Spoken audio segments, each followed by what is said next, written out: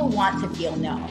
Really building technology fast. The lack of personalization and consumer trust cost businesses $756 billion last year. Email itself is going to evolve into something very different. Automation, Messenger and SMS, business process optimization, customer experience, inventory planning. Be more visual, be more tactile. What's the future of e-commerce? The heyday's just beginning. Hello, everybody. Can you hear me all right? We are live and back with day 2 of the Future of E-commerce Global. Thank you. There's about 1,000 of you that have registered to attend this event. So thanks so much for joining us today. Yesterday, we had you tune in and say where you were tuning in from, and it was people all across the globe. We had Canada, we had Brazil, we had Tokyo. It was just quite incredible. So thanks so much for tuning in from wherever you are. And if you want to drop where you are in chat, there should be a box somewhere down below me. You should see kind of this video embedded in the microsite, a little blurb right below that. And then if you scroll down a little bit, you can say hi in chat. I'd love to know where you're watching from and maybe even what you're looking to get out of this event today. So just like yesterday, I've got a little bit of housekeeping, and we're going to go right into all of our back-to-back sessions for today, and we have got another amazing day packed for you. If you missed day 1, no big deal. All the sessions will be available on demand on our YouTube, and I'll send you a link in just a second so you can go subscribe to our YouTube. Make sure you don't miss that. Other than that, what to expect for today, we've got a few interviews. We're going to close out with a merchant interview, which if you're doing any sort of fundraising, you're definitely going to want to stick around for that. We've got a lot of bright minds in venture capital, conversational commerce, and a whole lot more planned for you today. One other thing is that if you aren't following along in the show notes, I will post a link to that in chat. So anything that you did miss from yesterday, you will actually just have like the cliff notes and the to-dos and the action items so that you can actually go, do work in the business and get moving in the right direction. Before we begin, I do need to thank all of our sponsors. These are the companies that make these events possible and literally free for you. Without their support, you would have to pay for this event, which would be, such a crime. And we love being able to give these away for free. So I'll run down the list for you really quick. Thank you to Gorgeous, the help desk for e-commerce. We heard from them yesterday. Rewind, just if you don't have this tool installed, you need the security. You want your site to not crash or get maliciously attacked or all of those things. Rewind, it's a really easy, just like way to breathe and make sure that your store isn't going to crash right before Black Friday, something like that. Recart, we saw great strategies for messenger marketing from Bridgie from Recart yesterday. OmniSend, the one all-in-one tool, ironically doesn't do messenger, but email, SMS, WhatsApp, and push notifications. Recart and OmniSend go really well together for that omni-channel marketing strategy. Verifone and 2Checkout, who we heard from yesterday on global payment processing strategy. We also did hear from Bridge Payments on similar global strategies and for more at-risk brands. Row, the financial management platform for e-commerce, really great platform that kind of combines a whole bunch of different financial tools and has better banking options than probably what you're using right now. And Peel Insights, if you are a growing brand that needs better understanding of your numbers, or that there's just kind of insights sitting there waiting for you to uncover and change your strategy. Peel Insights plugs in, you get a few different dashboards straight out of the box, like 100 when I say a few, and then all of a sudden you're seeing your own store data in a way that Shopify Analytics just can't do, and it really is quite amazing. Other than that, let's see, we've got an upcoming event for you that I'll just let you know. We are live with our Black Friday event, so you can go register for that. I see we've got Rio from the Philippines and Verica from Belgrade. Where is Belgrade? I've heard this before, but I don't even know. That's my bad. I should probably know this. Here, I'm going to drop all the links in the chat, and I'm going to bring in our first, we're doing more of an interview, so I won't say presenter, but maybe a partner in crime. Elise, how's it going? Hey, it's great. How are you doing? Thanks so much for having me. Yeah, doing great. Thanks for joining me. If you can, really quick, tell everybody what you do at WeCommerce and just a little bit on that kind of unique angle that you look at when it comes to e-commerce and e-commerce technology. Yeah, so WeCommerce is an operating company for e-com software and services businesses. I lead acquisitions here. So I look at exceptional businesses in the ecom landscape all day, every day, and talk to exceptional founders and hoping that they will join our journey. Awesome. Yeah. And these are all the technology founders serving into e-commerce. So yeah, so it's you're like a layer removed in a way when it comes to perhaps the having to deal with the ins and outs of the merchant. But I know that you have to, in order to do your job, stay on top of the changing e-commerce landscape and the changing e-commerce technology landscape, which is no easy feat. I have to kind of do both of those things myself, which is why I wanted to have you on and have just kind of a nice casual chat about the changes in the technology landscape and what that means for merchants. So the first and most important thing for those that don't know, like I'd love to just even hear a little bit more about the WeCommerce Fund, because this is kind of innovative. At least when it was started, it was like the first real fund dedicated to e-commerce technology, I'm pretty sure. And I know it comes out of a bigger fund altogether, but maybe even just going back to how the fund got started, and then even all the way to how the fund is changing the technology landscape for merchants today. Yeah, definitely. WeCommerce was started by Andrew Wilkinson and Chris Sparling, and they have been buying and building businesses in the tech landscape for many years now. And they were approached by investors in the public markets to really launch WeCommerce as a focused fund in the e-commerce landscape. And that was actually pretty recent. We're a little over a year old, which is crazy to say, and we are listed on the Canadian Stock Exchange. Wow. So it's definitely a different model from a lot of these different hold companies or private equity funds that a lot of these software companies are getting approached by. And we believe this has a lot of benefits. I mean, we have the opportunity to tap into the public markets at any time. So not only does that help us fund the businesses that we are acquiring, but it also allows us to build a true platform. So that becomes a value add to the businesses we acquire. I mean, they get to not only cash out on their business, but they also do have the opportunity to be a part of something bigger and greater, which is sort of the WeCommerce journey. So we do try to bake that into our opportunities. Okay, so this is I've got so many ideas here in tangent. So when you acquire, who's in the fund? There's a few companies we might know in here. Yeah. So our most recent team to join is Stamped.io, which is a review platform. Yeah, love them. We recommend them a lot. Oh, good. I love that. It's incredible. It's a great platform and a great team as well. 460, which is a social UGC platform, which is also amazing. Great for increasing your conversions on your site. Pixel Union, which is where we really got started. And which has sort of been a baseline for a suite of apps, themes, and an agency. Rehash, another agency that's a part of our portfolio. Who am I missing? And our recent acquisition of Archetype Themes. So we've made a big investment in the themes landscape of Shopify. That's the backbone of the store, specifically for Shopify. So when you acquire one of these companies, you're saying that you're publicly traded. So all of a sudden they become publicly traded, is what I'm guessing kind of happens. That's quite a big deal. It is. It's not easy. There's a lot of different sort of mandates and requirements to do that. And so, yeah, as you might expect. So we sort of take that on. We take on a lot of things that sort of a founder may not want to be spending their time on, be it like sort of HR or like building a sales and marketing team. We kind of consider ourselves like that partner that sort of fills in the blanks of where you may not want to be spending your time.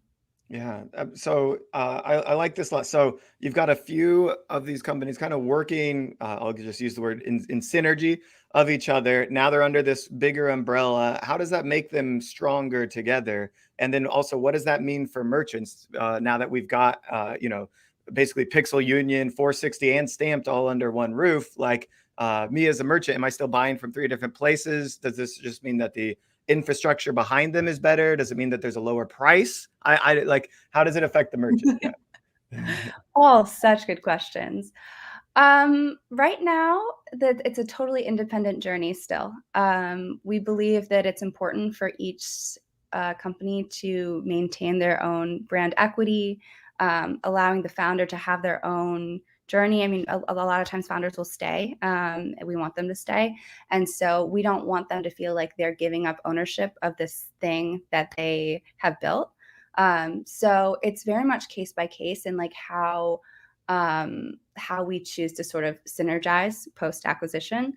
I think that long term, there's a lot of benefits from a data perspective. It's really important for us to be investing in the data behind the scenes, and allowing really the founders to be more sort of like empowered by understanding their customers and being able to benchmark across the industry, and be able to sort of potentially leverage other opportunities in their sort of customer base based on what we're seeing across the board. How does that manifest itself? Does that mean building better features or in the right direction, or launching new, like, yeah, product line feature sets? Or is it more like, oh, well, I see I've got your email list, you've got my email list. Let's just go, email the crap out of these merchants. Yeah, yeah, I'm I sure there's know. some rules around that as well. Yeah, we can't do that. Yeah, and also like, we don't want one of our portfolio companies to lose customers as a result, right? It's just so sensitive. So it's more, it's more feature opportunities. It's more customer acquisition opportunities, seeing openings, and this sort of, maybe this size of merchant is a great opportunity for this company. So then maybe we'll see how it'll go with that company. Think more like that. Yeah. I got you. It sounds to me like, I mean, since the company is so new, but you've got so much power behind it, like power, just like money, resources, essentially, but behind you, that I can see where you're heading with this, and I can see over the next 3 to 5 years, you're slow. You've got all the companies, and they're little independent circles, and they're just going to kind of slowly gravitate together till it's one giant blob. And I think that it does become more powerful for merchants, and it again, it makes, which we kind of alluded to in yesterday's opening keynote, all-in-one solutions are becoming more powerful. It's harder to just be a standalone product. And I think, by the middle to end of the WeCommerce journey, and I don't think it'll really ever end, but you'll be a conglomerate of solutions that make it essentially all in one, even if they are under different brand names. So I don't know if it ever really fully merges under one name, but it's like, makes a job kind of easy for me as the person recommending technology to just go with the WeCommerce stack. And it's like, oh, it's anybody that WeCommerce owns. Okay, great. That's just one decision. And then it's like, you might have a competitor, and it's like their stack versus your stack, right? It becomes a very large fight between the two of you, as opposed to these tiny little fights at each layer. Totally. Yeah, and I think as long as it's easier for the merchant, right? Like we're just trying to like put ourselves in the perspective of the merchant and how they're thinking about their experience. And if we can make that easier for them, we want to. And at the end of the day, like I think the merchant just wants best in class software in every vertical, right? So it's a balance of, providing that, but also providing them an ease of user experience. Yeah, and I think of best in class as what's best for me right now, and still will work for me as I grow and scale. And some companies, aren't going to grow and scale. Maybe it's just $100,000 a year business, and then you just need the basic tools. But if you are launched, most e-commerce stores, especially those here today, want to grow. They want to go 100, 200, 500,000, a million. And we've seen extremely high growth companies, and it's actually really tough to nail down that tool stack that's going to work today and tomorrow. So that always becomes a challenge for merchants. As you think about scalability, I want to ask you about AI. This is a buzzword that we heard a little bit about yesterday, but you're acquiring tech companies. So what do you think when it comes to AI? Does it make the tech companies stronger? Is it benefiting the merchant like more than, I don't know, let's call something that's not AI? It's just like a basic, algorithm or something that we don't actually call AI. But how do you approach AI as a concept when you're like vetting technology companies? Yeah, I think like there's some period like 3 or 4 years ago where it felt like AI became it wasn't an exception in the companies that were sort of in the investment space, but became like a rule of like everyone is implementing AI in some capacity, and that's sort of a requirement to be in the competitive sphere. And so I think that we are welcome it, are very open to it. We don't see it as a clear differentiator, except Okay. in some specific sectors, like in personalization and I was merchandising. thinking exactly Yeah, personalization. Yeah. That's the yeah, one where it's like algorithm versus algorithm, isn't it? exactly, Who's got exactly. the And better algo? yeah, and it's a bit of a race because like how much data can you collect as quickly as possible, and so that how many customers can you bring in, how much traffic can you bring in? So I think that's a really an interesting race to watch right now. That is fascinating. So, all right, let's go into the tools a little bit. This is, obviously my I can nerd out about this all day long, but you're thinking about it. We hinted at the conglomerate of tools and tools Mhm. that need to scale with us as we grow. But maybe let's start on your perspective of how merchants should be evaluating software tools and what's working, for finding tools today. Yeah, I think that I love talking about this too. I well, I just think it's incredible how quickly new software is getting developed right now in the e-com landscape, and as a result, I think you should be evaluating like quarterly what your tech stack is. Yeah. And I know that's a lot, and everyone's busy, and they're doing a lot of other things. You're running your business, but at the end of the day, technology does run your business in many ways, or it can sort of you can, I'm sure we'll talk about this, but automate so many things in your business these days. And so evaluating in each sector, I think is really, really important to do very regularly. And I think that I think it's helpful for each company to have their own sort of competitive landscape of what's important to them, and sort of to benchmark here are the here are the technology things that really push the needle for us. Inventory management is really critical. It will always be critical. We need to ensure we're using the best in class in that sector all the time. I think that, one way to keep abreast of this outside your own personal research and outside of, working Me? very, Me- yeah, yeah, me, yeah. I think those are two ways to go about it that are very important. But I also do think we might differ on this, that looking at the competitive landscape, it can sometimes um, provide some value. I obviously don't suggest anyone copy their competitors. You should be innovative, own your brand, do your own thing. Um, but I think with the new technologies coming out there in regards to like live shopping, on-site video engagement, there might be new things that you might not be considering. So who knows? yeah. Yeah. Yeah, sorry. I think, the what we don't want to do is, yeah, follow our competitors blindly. So I'm with you on this in one sense of seeing what they're doing and then getting some ideas of what maybe I should be doing. Absolutely. But what I've seen, because companies have actually like launched in these spaces, other kind of microsites that give you the stack of like a Fashion Nova or something like that. And they're Mhm. kind of, when they do this, they give you the stack. They're kind of trying to say, well, if you're in fashion, like, then you should just copy Fashion Nova stack.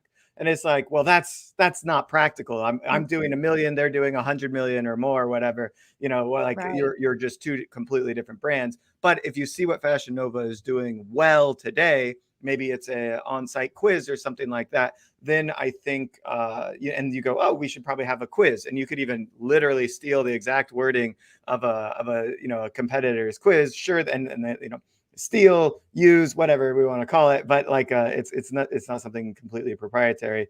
And we did this in the beauty space at BoxyCharm when we built our own quiz platform. It's kind of bulky, long story short, but we needed the data points. But yeah, so I'm totally with you on how to approach it is study your competitors, but don't follow them blindly. And this just comes down to the fact that everybody's making like 90+% of merchants are making pretty bad choices when it comes to technology. They're going with what's popular, aka what your competitors are doing. They're going with what solves like a one problem today. They're going with tools that might be siloed or just trying to patch little holes, or the person that's choosing the technology product is not aware of the rest of the stack because they're just trying to solve one individual problem, not thinking about how it's going to impact the rest of the business. And then the list goes on. But I know we've got a site here. I can bring it up for us in just a second that you kind of in our pre-call counterpointed and said, no. If you study this company, like you'll be better. Tell me about it's called, what is it? Il Maquillage. Yeah. I think the key is like that the consumer is really smart, and like you should just be doing things that are unique. And I know that it's very scary, and you should definitely be doing A/B testing and collecting a lot of data before you make a big decision like they have. But I really think that the consumer is so used to seeing the templated Shopify site with like the typical True. plugins, that anything that you can do outside of like your branding and your design to stand out, I think is I think really, really special. And so I was shocked when I received an ad on Pinterest for this company for a foundation. And then I went to the site and it walked me through this entire video of how this influencer had done her makeup. And I thought, thank God, this is 10 times better than me going to Sephora and getting super overwhelmed in 5 minutes and leaving, because I'm not quite like, I look at all the foundations, I don't know what I'm doing. Like, this shows me exactly how she is implementing each of these products. So I really appreciate this type of like. I think anytime we need to be taught how to use a product, we have this opportunity to do something similar. This really is impressive because it's doing such a great job at bundling, essentially, so that you buy all the products together, and then it's even showing you how to use them, before you buy, and they're just breaking all the barriers. So we've got the quiz. They even say that you can try before you buy by just paying for shipping, and then if you like it, then you pay for it later, or you can return it. So it's really tough to say no to something like this. So if I'm in the market for beauty products, which I haven't been in the market for a while, let's face it, but if I happen to be in the market for beauty products, then like this is the way to shop. This is interesting. Okay. It's almost like social selling. What are your thoughts on selling on social media? Just throwing a random curveball at you. I think it's great. I think it's interesting that Shopify recently announced their partnership with TikTok on shopping. That's awesome. Can't wait to hear how that goes. That's awesome. I think it's good. I think it's, a really important aspect of what's going on culturally and social right now, is that people are spending so much of their time there. And so partnerships like that are really key. I heard, who was it? Dylan Whitman, who's been in the e-commerce space for a while. He said he was very like bearish on social selling online on LinkedIn yesterday. Yeah, and he made some like arguments about how like it's still better to send people to the site and it's hard to bundle and upsell. And it's like what we just saw here is like the opposite. It seems like you think you're going to increase conversion rate and you can sell multiple products at the same time. You can shop the look, the whole thing. So. Yeah, I mean, to be fair, they're essentially copying what people are doing on YouTube or on Instagram Live. Like it's, they're having to morph the e-com experience to fit the social experience. But like, props to them for doing it, right? Like that's a huge risk, and they're taking it, and I think it'll pay off. And how do you think about this when it comes to technology that you might want to acquire? Are you guys looking in? I don't know what I should be asking here. Are you looking in the social selling space? And you've got 460, which kind of brings that experience to the site. Have you talked with them about what they might do to enter that space? Or is like, is it a talking point in the team meetings of we need to get into this space, or are you I'm sure there's a lot of core technologies that you're looking at as well? Yeah, I think cautiously, definitely, and opportunistically. I love the space. It feels very new. So like a lot of the companies that I've talked to are raising venture. And for the most part, we do majority investments. So we're kind of off limits from what I'm seeing. I also think like it's a little bit unclear how or when it will unfold globally, because I think there's a lot more sort of live shopping sort of stuff going on. I guess live shopping is very different from social commerce, but that really hasn't been adopted quite so much in the US. So I think we're like a few years back on that. So yeah, I definitely think it's something we're interested in, but it's not Not as front cool. and center. Is Yeah, that because yeah. I do agree that it's a fringe technology. Or not fringe. It's not for everybody is the right way to say it. So it's not universal. So it's a niche technology. That's what I mean to say. Yeah. Yeah. I think we get interested in like sort of what applies to every merchant, what applies to every consumer first in Okay. the priority shopping list. I got you. Yeah. Oh, yeah. You're shopping. Yeah. I'd like to walk into the mall that you're going to, which is like looking at email service providers, SMS providers. It's like this is a totally different kind of shopping scene. But I absolutely love it and appreciate it, because it is what will be the backbone of changing this landscape. And as you said, for the better of the merchant. I want to change the topic for you, because I know this is something that you've thought about, and I want to talk about kind of like the future of work and where this is all going, because we're talking about tools for merchants, some of them AI driven, some of them are displacing jobs or replacing jobs. We saw Gorgeous yesterday with the customer service help desk that can they displace about 33% of customer service employees. So they're really getting closer to, it'll be 50% soon, and then 70%. And then, you might have just one person managing the AI that manages all of customer service for you. So my prediction is that most of marketing operations, advertising, and sales can be nearly fully automated in less than 10 years. So you tell me if I'm close here. And then if that's true, what are the jobs? What are people going to be doing for work? Yeah, I don't know that I 100% agree. And I love this topic 'cause prior to this, I was at Bloomberg Beta, where they invest exclusively in the future of work. So we talked about this a whole lot. I think in this industry, it's not just like a contraction of jobs, but also an expansion. So I think it's sort of a displacement, because I think that there are definitely tools, you're exactly right, like in the customer support sphere, that do cause some, some sort of contraction in the job front. I think that Alloy is a really interesting example of automation and how they are automating the more operational tasks throughout the tech stack. But I think also with this, there are new jobs that come with it. One example being the conversational SMS landscape. I mean, so many people are transitioning from sort of marketing focused SMS to conversational, which implements not only like marketing tactics, but also customer support tactics.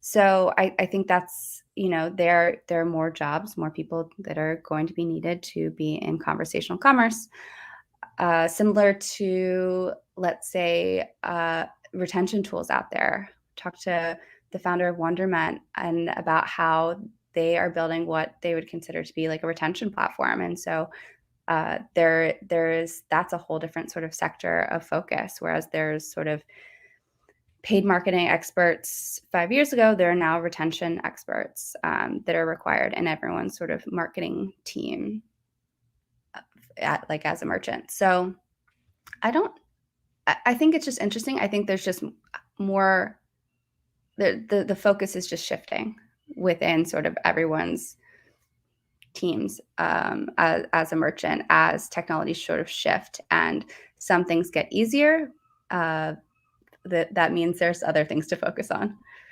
Yeah, we're moving from acquisition to retention. I demoed Wonderment recently and was really blown away by what they've built. Right. And I think their competitor, they compete in some ways with Malomo, but they've Yes. taken a different approach to it. And so, and both tools I think have like a really high growth potential, and it's becoming a competitive space. So, yeah, I think that this is a whole nother conversation we could talk about, just moving into retention and talking about, um, um, let's just why we need to be focused on our existing customers instead of getting new ones. But let's stay on this, on this automation front a little bit more. I'll throw out a few more tools that are automating, and I think we've got Pencil coming in later today, if I'm not mistaken.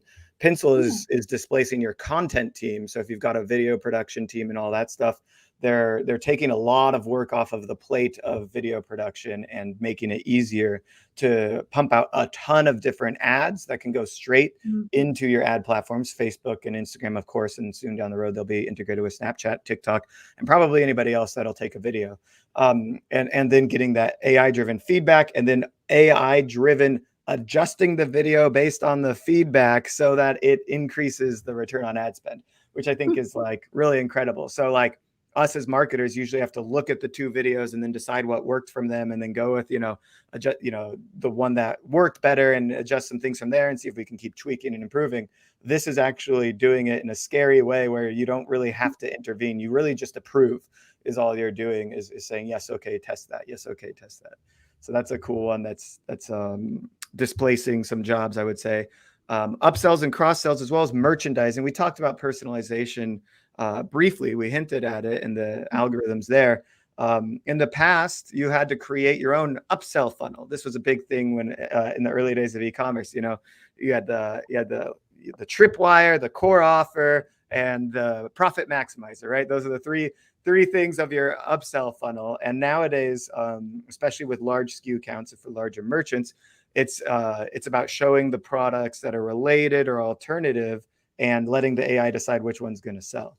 So that one changed the game. Merchandisers, like, they have less of a job to do. They just like choose, do they want to maximize revenue, profit, clear out inventory? Like that, you just click a button. I'm not even kidding. I saw it in the back end, I think, of LimeSpot. It's like, which one do you want? How do you want to make money today?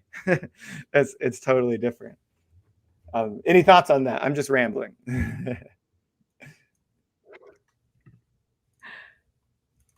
My connection's a little bit wonky. Okay, no worries. We'll move on to the next topic, because this is one that is rising quickly, and we heard a little bit about the iOS 15 update that's going to eliminate it's going to eliminate email opens being a metric for us. But let's go back a little bit to cookie apocalypse and what zero-party data is, and what's the new, let's say, stack for optimizing for collecting zero-party data. Yeah, I heard cookie apocalypse, so I feel like I understand what we're talking about. Yeah, I think it is really an interesting time, but fortunately, there are so many platforms out there that I feel like merchants probably are already utilizing to sort of benefit themselves through this process. And obviously, like, there's no replacement for like seeing high ROAS on paid advertising channels, and that sort of just working as it has for the past 10 years. But I think the focus on zero party data is a really important one just in general, and it's a defense mechanism sort of in the acquisition sort of sphere.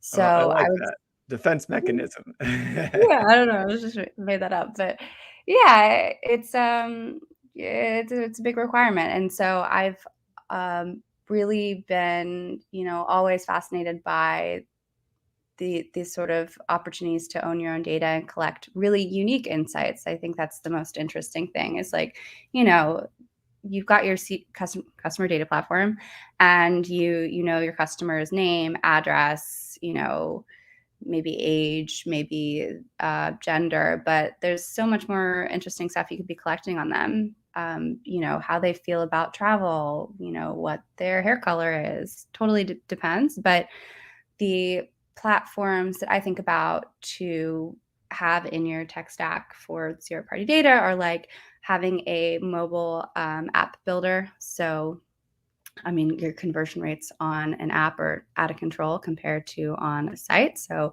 utilizing like Tapcart or Plowball or Shopney to have your own app is super critical. I think that we talked a little bit about quizzes earlier, and Octane AI has been sort of a leader in that landscape, and they're putting out a lot of good content on how to strategize on your zero party data strategy. So I think they're fascinating. Again, you can be collecting information on your customer's hair color. Enquire Labs is another platform we talked to recently that is collecting data post-purchase, which I love. When I was I had a brand, I was a merchant. That was really important to us to get insight on how people heard from us, why they purchased, things like that. Let's see what else. Obviously, like any sort of chat, messenger chat, on-site chat.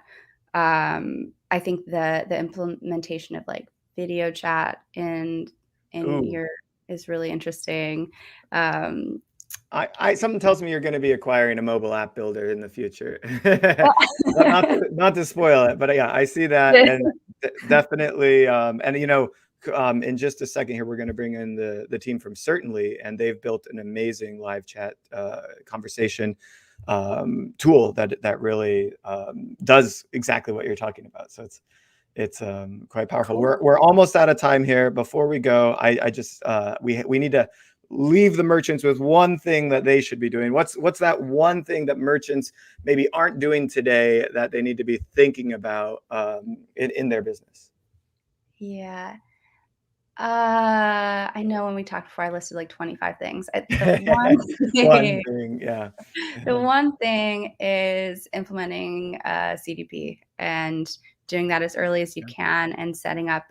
I know that's really hard as a small merchant to like you're just go. But I think investing in data behind your customers, and you're just powered with so much more knowledge of what you should be doing. Otherwise, you're flying around blind. And so I think investing in that and being really thoughtful about segmentation is just the most important thing you can do. Yeah, keep your database clean and structured from the beginning. Make sure that you've got things like Alloy working to, it can manipulate data and then put it in the right place as you grow. So if you find a spot where for some reason there's a data disconnect, or there's you don't know how this customer got to you, like we said, use Enquire Labs, you can get a post-purchase survey or something like that. Like try and find those problems that are going to become, they're small problems today, but they become big cracks tomorrow. When you go, I don't know how half of my revenue got here. Like that's a big problem, because like if you know how it got there, then you know what to invest in. So those unknowns are super important. One thing that came to mind for me when we were talking about tools, I came up with a random idea as you were talking, which is maybe create a Slack channel that allows your team to communicate around problems that they see with tools that they're using today, problems that they see that they think could be automated or solved by a tool.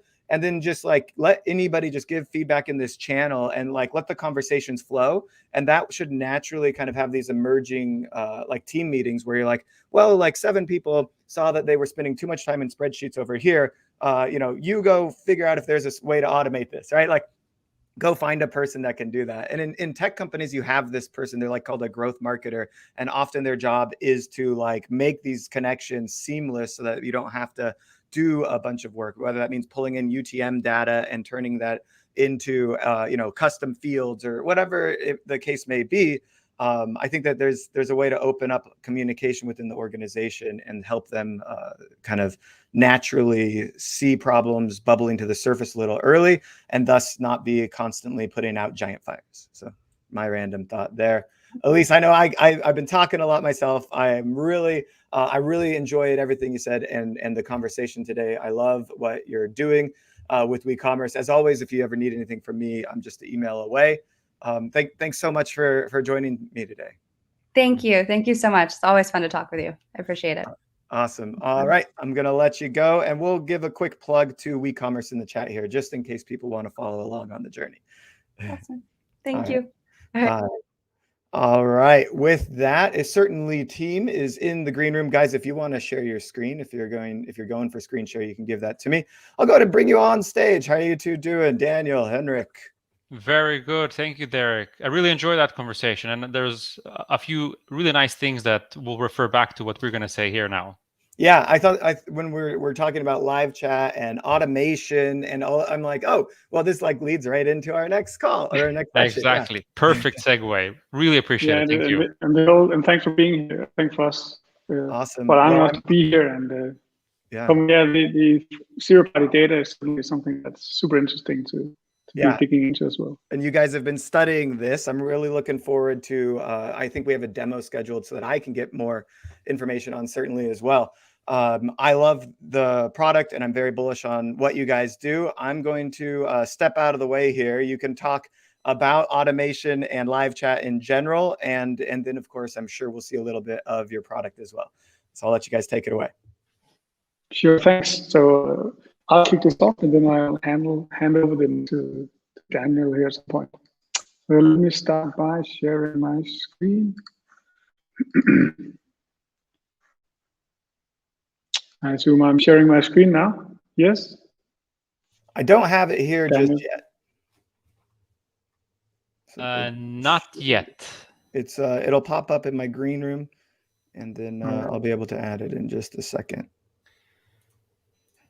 And Derek, at some point here, as we said, like I'm going to also take over and share my screen. I will just give you a heads up, I suppose. All right. You made it hard for me. No, I'll be here in the background. Exactly. Technology when you need it the most, right? Yeah. Oh my God. You should have a few options, entire screen, window, or Chrome tab. Yeah. You know what the problem is? This is a brand new laptop, so I need to just enable. Come on. Gotcha. So I can share the screen. While we're doing that, I'll give a quick plug to you guys here in chat. Thank you.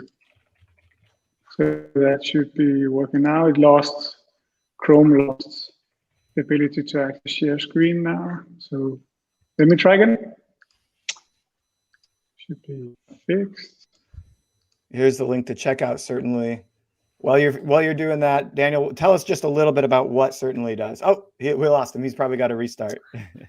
Absolutely, and I appreciate the conversation you had with Elise here, specifically about conversational commerce and owning the data and really understanding and owning your zero-party data. So, in simple terms, what we've built is a conversational commerce platform. People sometimes refer to us as a chatbot company. But really what we've tried to do here and how we work with our customers is we want to add an intent layer to their site, an intent layer that is focused on driving conversions. And we've narrowed this down to a handful of use cases where we can help our merchants at one end support their end customers to find the right product and walk through the buying journey. But it's all about maximizing the efficiency of your site by driving and understanding these intents. I like that a lot because that is what people are doing when they're browsing. There's a lot of intent there. So it sounds like we are competing with personalization tools that they're doing this in a self-serve way where they're letting the user choose your own adventure or whatever. But in your way, I know it's much more two-way and engaging. So I'm really interested in knowing what the increase in conversion rate is there, as well as how do you get more people having conversations? And we could even ask the question, I know I'm just kind of blabbing off questions. Right. The other question is really good questions. Do people want to talk with chatbot? Like, do they actually want this? What are you seeing? I think it's an excellent question. So if we start with the last one, do people want chatbots? So what we see with the merchants, it's a few years ago, there was a hesitation. Absolutely. And I think initially people adopted them to work and support a post-purchase exercise. So classical ticket deflection. like where's my order and these types of things. And what we're seeing here over the past 12, 18 months, particularly for us and with our customers, is like they see, and we have the data and the results that show this and support this. If you have a platform that can remove the clicking exercise and drive the engagement based on conversation, so you have the chatbot platforms engage in the pre-purchase journey, actually the conversions are much higher. You have higher conversions, your average cart value is greater, and hopefully we can get into the deck soon and we can show you some of these things. We should be able to. I think me and my new MacBook here we agree that Chrome can take over the screen and stuff. So yeah, looks good. If you want to go ahead and swap to the slide. Yeah. And good. Yep. Then we're off to a start. Yeah. All right, I'm out. There you go. Good. Finally. So we're certainly, and we are here to talk about conversational commerce, and that means how you can use that from all the way from intent to purchase, like Daniel already hinted. And me with the Mac tech issues, I'm Henrik Fabrin. I'm the CEO and co-founder of Certainly. And then we have Daniel Kowski, the guy jumping in here, our VP sales. So thanks for that, Daniel and Derek. But let me get straight into it. So let me start by asking if any of these challenges are anything that you work on your day-to-day and with your web shop and your online brand. Then if the answer is yes, then most likely this keynote is something for you, like Daniel also hinted. And first, what is Certainly We're a conversational commerce platform, and used by brands globally, US and 17 countries around the world. And brands or customers use us primarily to understand their customers better and drive more sales. And of course, when building, certainly we want to make sure that we work with your entire e-commerce stack. So if you're on e-commerce platform like Shopify or others, use our friend at George's help desk or any messaging channel, then we're well integrated and work with that. So a platform for conversational commerce. So maybe it's important to explain what conversational commerce is and what you can use it for. And it's actually a way for you to turn online shopping back to being on human terms. And you do that through conversations. And it's those conversations that you use to access the real-time data, the zero-party data on each of your web shop visitors. And that enables you to sell more of the right products. And that is customer data that is unique to that person in that moment, that intent. And that data was something that you were not able to actually tap into before. And what it also means, it's a step forward from the endless clicking, ticking, filtering, scrolling to something that's more conversational, an experience that's more personal and more fit for humans and how we are wired to interact. So the question we're trying to answer is e-commerce changing? And we believe the answer is certainly, hence the name. And I want to bring us up on high level and talk about the current situation and the problem that most online merchants work with today. But if we solve that problem, it opens up enormous opportunity for all of us. And the problem is the fact that 98% of people, they don't convert. It means that 98% of all online visitors, they do not end up buying something. And that's industry standard, so that's real. And then the obvious question begs, then okay, do we know why? And the reality is no, we don't, because it's actually guesswork at best. And that's the challenge, but that's also the opportunity to solve. And a neat way to illustrate this is this graph where you have a decent amount of website visitors, you have an industry standard conversion rate, and that gives you revenue. But it's that revenue that fuels the entire party. It fuels your sales and marketing efforts, it fuels your product development, it fuels your employees, your entire growth. So what if we could increase that revenue what would we be able to do? Would we be able to do more and grow faster? And that's of course why we're all here today, right? So that's the thing we want to help. And then obviously the solution. I think one of the questions we've asked ourselves, and we also would love you to ask yourself, is, so if you were able to have more conversations with more of your visitors, would you be able to understand them better and sell more products? And if you believe in that premise, then well, the solution is an infinitely scalable way to understand the individual intent of and sell to every visitor on your web shop. But that's a tall order. It takes a lot. So there's the two main things that we need to solve in order to do that. We need to, one, have a way to tap into the minds of the 98% real time. And then, of course, a way to act on what's on their minds in real time. That sounds fantastic. But the two major problems or challenges that we face today, I'll walk through those now. One is that humans are not scalable.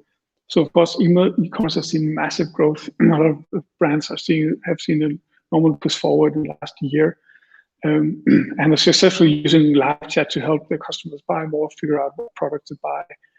Also, Anonymous that we talked about earlier in the last, their live shopping. It's an amazing new way of selling, because it enables you to have conversations with customers and influence them live, and they end up buying more. It's great. It works fantastic. But the challenge is that humans are not scalable. So it's not impossible for one person to have 10,000 conversations at the same time. But also it's not financially feasible for, I would say, all of us to have 10,000 employees having 10,000 conversations with 10,000 visitors at the same time on our website. So that's a challenge. And then the second one, it's the data. So third and first party data is not enough. So third party data is the data that you use to target specific segments on Facebook, for example, which is great. You get them onto your site, and then you use first party data to where they're clicking, what are they looking at. You maybe have some previous purchase history from them to help them buy more. But it is not enough, because if it was, we wouldn't have that problem of the 98% that doesn't convert. But if you could, then that would be an amazing opportunity. And actually where we are here to fill that gap. And that's here where, Derek, I would ask you to play the video. We have a 30-second explainer video that just explains what we do. Give me just 1 second. I'm going to bring it up right now. No problem. Certainly is a conversational commerce platform that enables you to create a digital twin of your best salesperson. Just like in a physical store, it proactively guides your visitors to the right section on your website, takes them to the right products, recommends relevant items, and helps everyone through checkout. And, of course, certainly does all of this. Are you ready to change the conversation?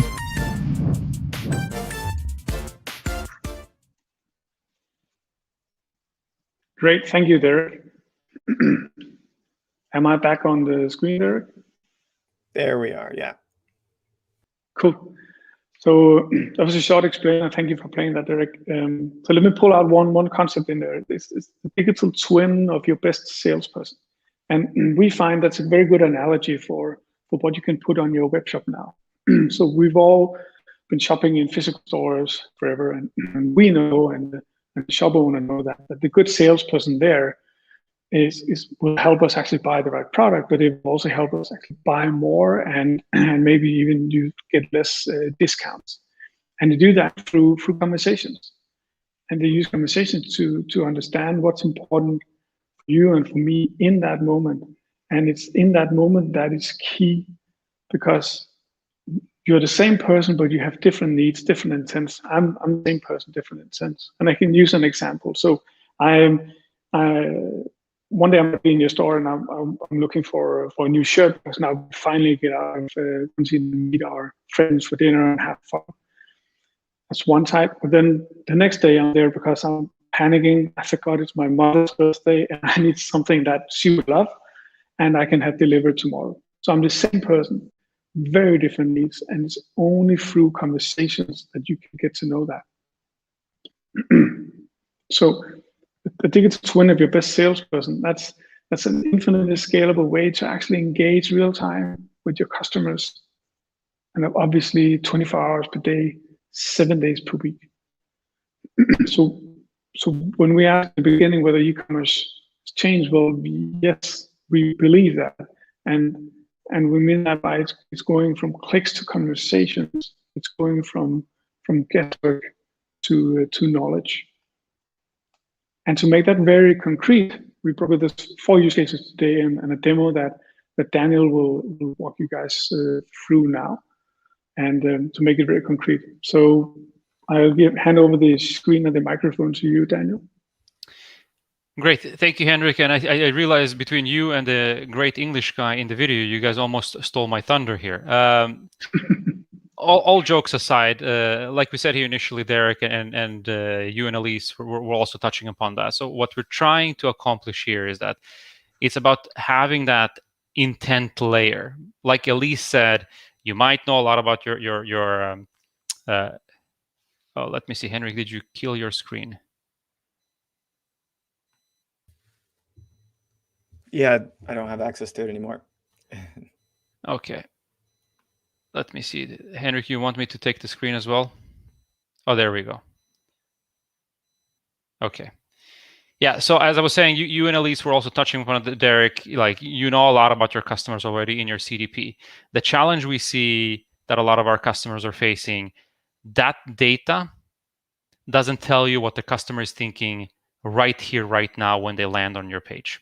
Whether that's the landing page or a product page, it's just difficult to understand with the past and old and legacy data that you've collected. What am I supposed to do with this guy or this girl right now? So one of the use cases that we have identified together with our merchants is, okay, how do we collect and understand what the real intent is of this customer right here, right now? And as Henrik was touching upon it a little bit, like I might know everything about Henrik, but today he's coming in to buy something for his girlfriend or for his mother, and I don't know anything about his girlfriend or his mother. So then I need to understand who he's buying for to help him find the right product. And so here we're trying to mine and collect the data to help, in this case, the buyer find the right product and find the fastest way to the shopping cart, essentially in a seamless way. But it's also an element for us to, even if Henrik doesn't convert at this very moment, I suddenly collected another pool of data that I can use for next time Henrik shows up, or if he's part of a cohort of similar customers, I can use that for some kind of a retargeting purpose. So that's one of the elements where we help our merchants. Henrik, please, if you go to the next one. Obviously, the second element, and it's a classic one, it's about helping the buyers evaluate products. So there's a couple of different buying journeys here. Either via your paid traffic, they end up on a product page directly, and maybe they have very specific asks. Or they're coming in and browsing and want to be inspired, and you guide them, whether it's shop to look or whatever it is. And again, here, if you have the intents and if you can have a conversation that helps them evaluate this product, will this sofa fit in my house? Will these pants fit my body type, and so on? Then you'll have a much greater chance of converting that, but you also have a much happier customer because then they found what they needed. And at the end of the day, it also actually helps you because hopefully they will not be returning these types of items. And then we have a third element, which I think here in the Nordics, where I'm based, we call these online window shoppers. There's so many merchants that see people browsing, adding things and items to their shopping cart, but they don't convert for different reasons. And here we built a few different flows where we help our merchants to encourage customers to obviously convert. And if there's some certain issues or concerns, via our conversation, we try to mitigate those before they happen. And we try to minimize those when they happen and solve them. So it's all about helping the customer through the seamless journey while we minimize our risks as a merchant to lose customers and lose deals. And obviously, the last use case we have here is classical ticket deflection. And I think you've all seen this, and we all know about the frequently asked question: where is my order? What about the return policies, or when I exchange something? And we have customers that have seen, and obviously now we have the holiday season and Black Friday and Christmas and stuff soon around the corner. We have customers that see peaks of 10 times, 20 times sometimes of inbound requests and questions of seemingly repetitive questions. And now, do I add 10 agents, 15 agents for this particular season and trade them and so on? Or is there a way via the conversational commerce and the AI where I can address this and people can get the answers to whatever they're looking for right away instead of sending an email and waiting for 24 hours? And I thought I will show you this, guys, in a little bit of a flow. Let's see, Derek, if I can take the screen. Go ahead and share your screen. So I've stopped the sharing, so you can take over, Daniel. Okay, it doesn't like my multiple screens. You should be able to find a Chrome tab or application in there should work. Okay. I disconnected the screens now, so hopefully it will work. All right. Do you guys see? Good. Okay. Excellent. Let me just go to. So what you see here is a customer that lands on, in this case, an apparel site. And here, again, what happens right away is to reduce bounce rates and to increase engagement and so on. The conversational commerce starts to interact. Coming back to what Henrik said, if we're mimicking the best sales clerk you have in your physical store, somebody greets me and tries to start the conversation here. So in this case, it asks me, do you want to see the summer collection? And like we said, like maybe that's not my interest. So if I go, actually, I want to buy, let's say, birthday gift for a friend. So now it starts to figure out like, okay, you're not interested in summer collection, you're interested in something else. Okay, who is this friend of yours? So here, whether this is in writing or via this, like with boxes and so on, I'm starting to gather data about the person you are buying for. So in this case, we say it's a female, she's into blazers. And since I'm a very generous guy, I say, you know what, my budget is over 150 bucks. Now, what happens here is that this is, of course, a very simple drill down. The platform directly redirects me to, in this case, a product that it believes fits my purpose. So instead of me clicking and browsing and so on, it guides me to where I should be and where I need to be. And in this case, okay, this looks nice. It's within budget and all of these things, but I have no idea if this will fit, in this case, my friend. And again, here's another way where we can support in the product evaluation. So maybe I say, you know what, I need some help with sizing here. So again, the bot will guide me through in a conversational way to identify what's right. So I will say, I think she's medium. She likes regular fits. And then in this case, based on some underlying logic, it will tell me she needs a size 34. Do you want me to add it to the cart? And let's imagine I say yes here. Now, obviously what happens, I see right away, it's added to the cart. And if you want, as you can see here, the bot can trigger upsell, cross-sells, or shop the look and so on. Again, to try to help complete this look. And of course, for a merchant, you want to increase your average order value. And like I said, what happens often is that, let's imagine that I actually leave this site. I go somewhere else because I'm one of those online window shoppers. And at some point during my work break, I might go back to the site. And again, here, the bot interacts here and triggers a particular action. It knows I have something in the cart and it asks me, are you ready to check out? And in this case, you know, that we can use different clever ways here to get them to execute, so to say. And if I say like, okay, do you have any discounts right now? And either I have, or in this case, it doesn't seem like we have any discounts for this particular item, but it it asks me in this case, you know what, Dan, why don't you give me your email address? And when there is maybe a discount down the road or something else, I will let you know. But suddenly what happened here, again, I collected additional data that maybe I did not have from this individual. So I know a lot more about the buying journey from this individual at this very moment. And that might be very different from next time this person comes.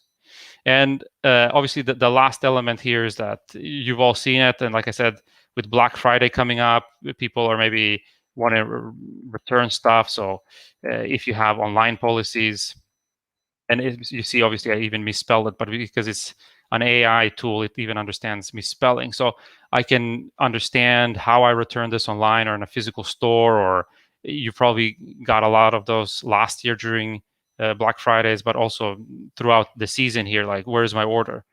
And instead of having an agent respond to this, obviously you can have this connected to UPS or whatever carrier services you are using, and it will tell me right away, okay, instead of me having to wait for a day. Okay. Now, let's see if I could try to. Do you see my screen now, the PowerPoint deck? Yes. Okay, so what did we actually see here? If we try to summarize this, when it comes back to the data collection, understanding the intent, suddenly we know a lot of things about this particular buying journey. So I'm not buying for myself, I'm buying for somebody else. We understand it's a particular occasion. We know about the gender, and then suddenly we also know about the preferences when it comes to apparel and styling and sizing and these things. And it also understands what type of budget I have available. And at the end, as you remember, suddenly I got access to the email address and I signed this person up to the membership club. So via a very simple interaction, we can have, if you use this intelligently and in a witty way, you can have your customers willingly give you information that you did not have in the past in order to help them find what they're looking for. So that's the first element. The second element is, obviously, we helped, in this case, the person find the product and then evaluate the product. And this was, of course, a very simple exercise. But instead of browsing when you're buying for somebody else, in this case, maybe a different gender, I didn't have to click around. I don't have to deal with maybe a very cool UX, but I don't have to use anything to find the right product. It takes me there. And I might have to go through the exercise once or twice if I don't like what I saw the first time. But it just minimizes that exercise. And obviously, then you saw it helped me with sizing. It could have helped me with other things depending on what the product is. And at the end, it helped me get inspired to complete the look with a pair of pants or shirts and so on.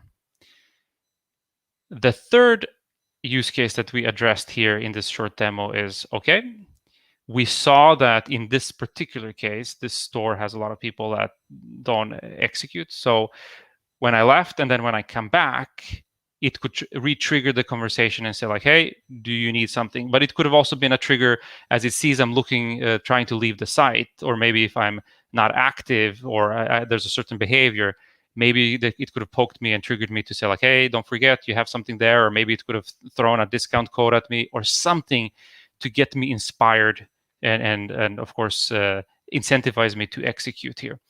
And at the end, you saw that, okay, we also signed up another person into the membership club. So in a fairly simple conversation, I gain a lot of value out of this exercise.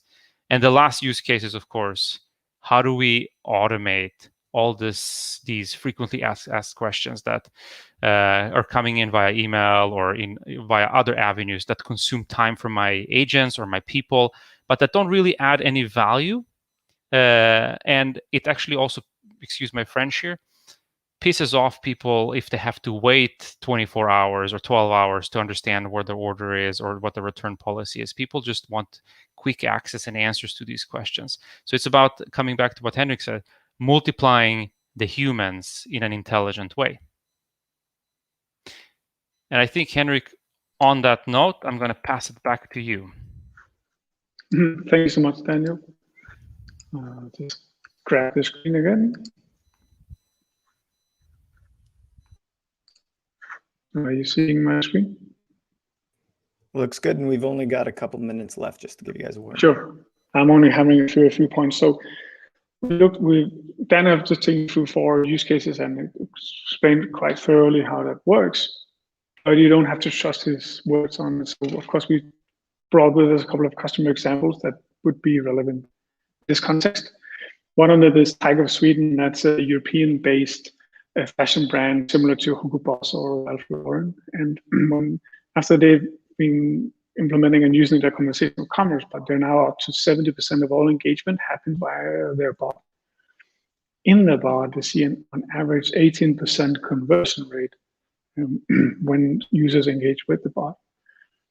They've also seen a 50% lower bounce rate because it picks up on some of the things that Daniel talked about, the unique intent. And then by using ticket deflection and using like across the customer journey, they've also managed to increase the customer satisfaction from a 67 to a 96% in a period of 6 months.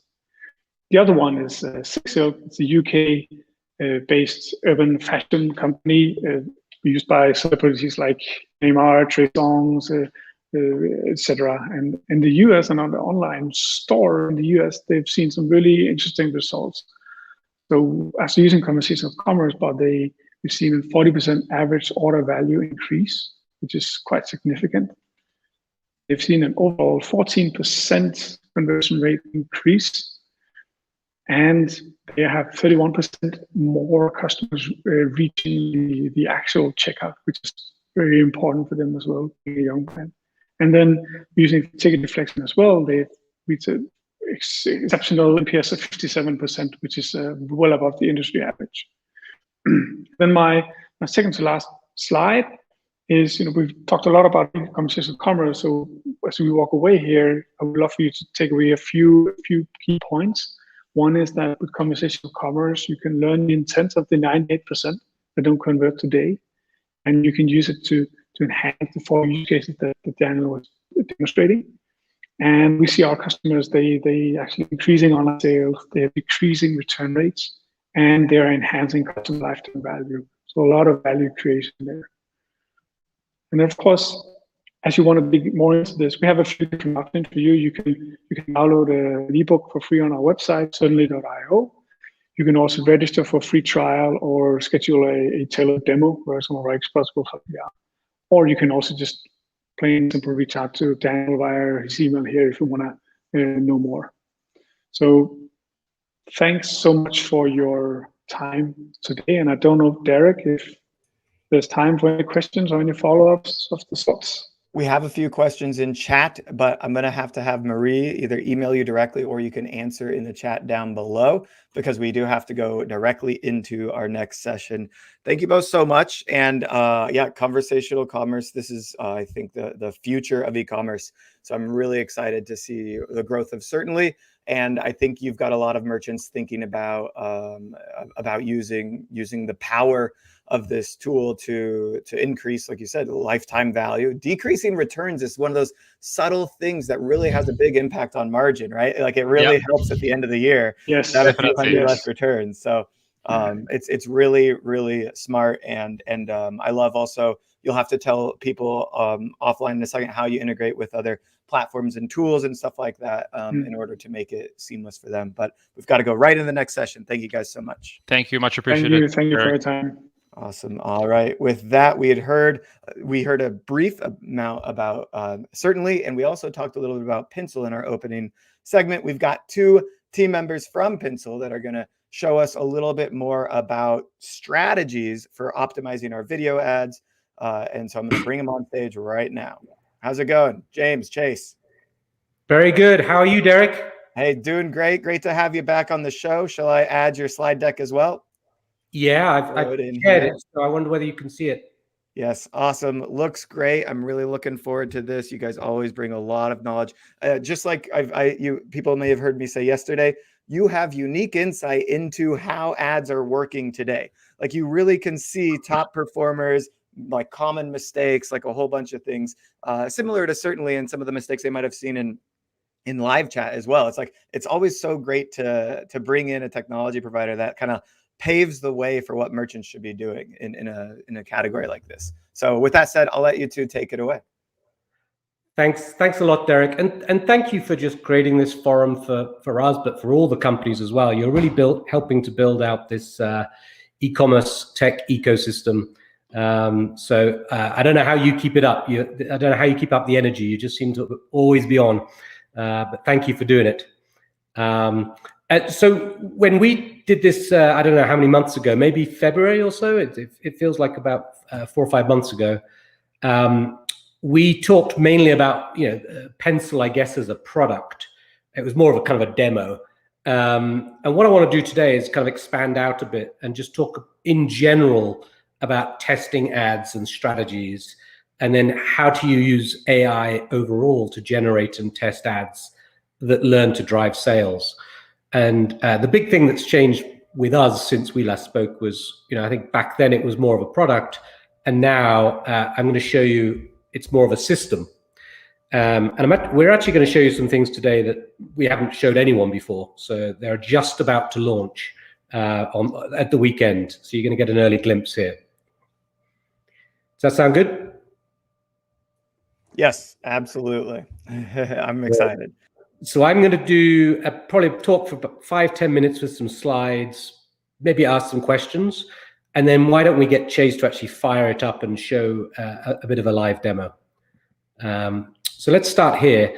So the big question we think is, what if AI could audit your Facebook history, then generate better ads, and then learn to make those ads better and better week on week?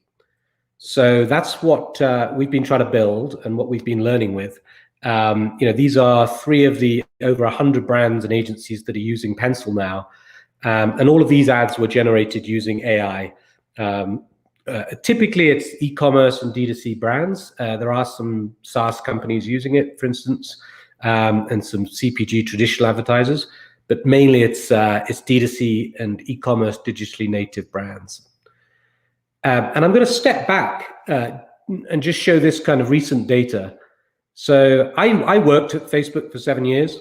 So I'd left by 2019. And so I actually worked for Facebook from when it was a private company before the IPO. So we had tiny amounts of revenue.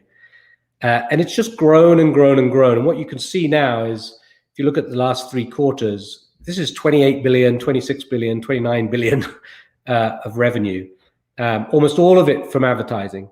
And you can see it's very geographically dispersed around the world. So North America, Europe, Asia Pacific, and the rest of the world.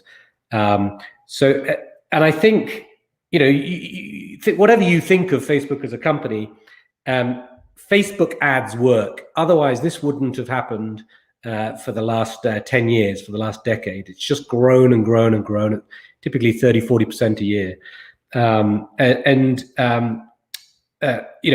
If you have an e-commerce business and you don't have Facebook and Instagram working for you for acquisition, then I would say you should definitely do whatever you can to make it work. Now, running Facebook ads is very hard, right? This chart kind of shows you there's a lot of guesswork at the moment. Then there's fatigue. Okay, I made some good ads, but actually now they've run out.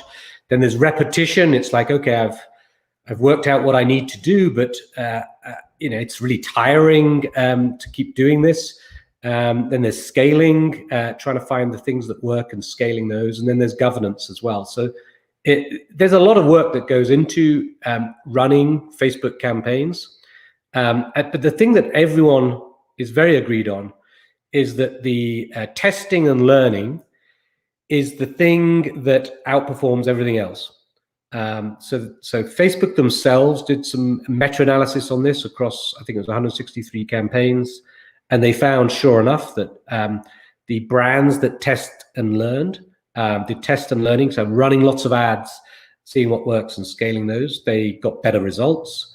And then that's what we see as well from our data. So this is our data. As I said, I think this is from over 600 ads or so. And you could see there's quite a good correlation between the number of pencil ads that people have generated and tested, and this is a logarithmic scale, and then the actual results that people are getting. So we, in a snapshot, like if you want to, Facebook's very effective. If you do it properly, the best way to do it properly is to test a lot of different ads and scale the winners. But doing that is pretty hard, and that's really how we got to focus on this problem. And just going very specifically, well, how do you do that? This model is when we talk and deal with lots of companies that are spending, some of them are spending $5,000 a month, some of them are spending $1 million a month. And time and time again, the best companies are doing this, which is they're spending about, let's say, 30% of their budget is on testing, and then 70% of their budget, let's say, is on scaling. So when they're testing, they're trying to get the 3 V's. They're trying to get volume, variety, velocity, right? Batches of 5 to 10 new ads every 1 to 2 weeks. And then what they're looking for, let's say each week, is to try and find a hit ad or a winner. And then they take that ad and then they scale it and put more spend behind it and hope that it carries on and on. And so, but that's really hard for humans to do. But if you ask a human being to go and, hey, just go and create 10 new completely different ads for me every week, they won't be very happy, and they'll find it very difficult. And so that's why we built Pencil. So it's a simple SaaS platform designed for e-commerce marketing teams. It's the only system at the moment that builds the ads and then it learns from what works. And it does that because you connect Pencil to your Facebook account. And then it goes and it looks at your past ads, and you essentially use your best ads to predict your next ads. And Derek, when we last talked, it didn't do this. This is something new that we've built in, and it's pretty exciting and it works very well. And so it's looking at your old ads, and then it will build ads that are either similar to your winners or new ads that are new and worth trying, like you've never tried anything like this. But it'll also say, hey, these ads are similar to your losers, so you probably don't want to run these. Just very, very simply, we can dive in a little bit later, but anyone can do this. You can put in your colors, your fonts, your logo. You drop in your assets. So all e-commerce companies tend to have good product photography or some video of their product in demo. And then you hit the button and it will start generating ads. You put in a little bit of copy. It will do copywriting for you. It'll do video editing.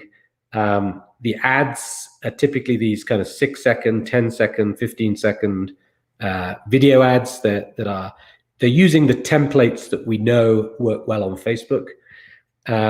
They come in all 5 size variations. So you can actually run them on Facebook, or you can export them and run them anywhere. So you can run them on TikTok or Snapchat or Google, for instance. And then typically people build a batch of ads. They might build 10, 20, 30 ads, go in and then review them, pick 5 that they like or 10 that they like. They can edit them if they want to make some small changes.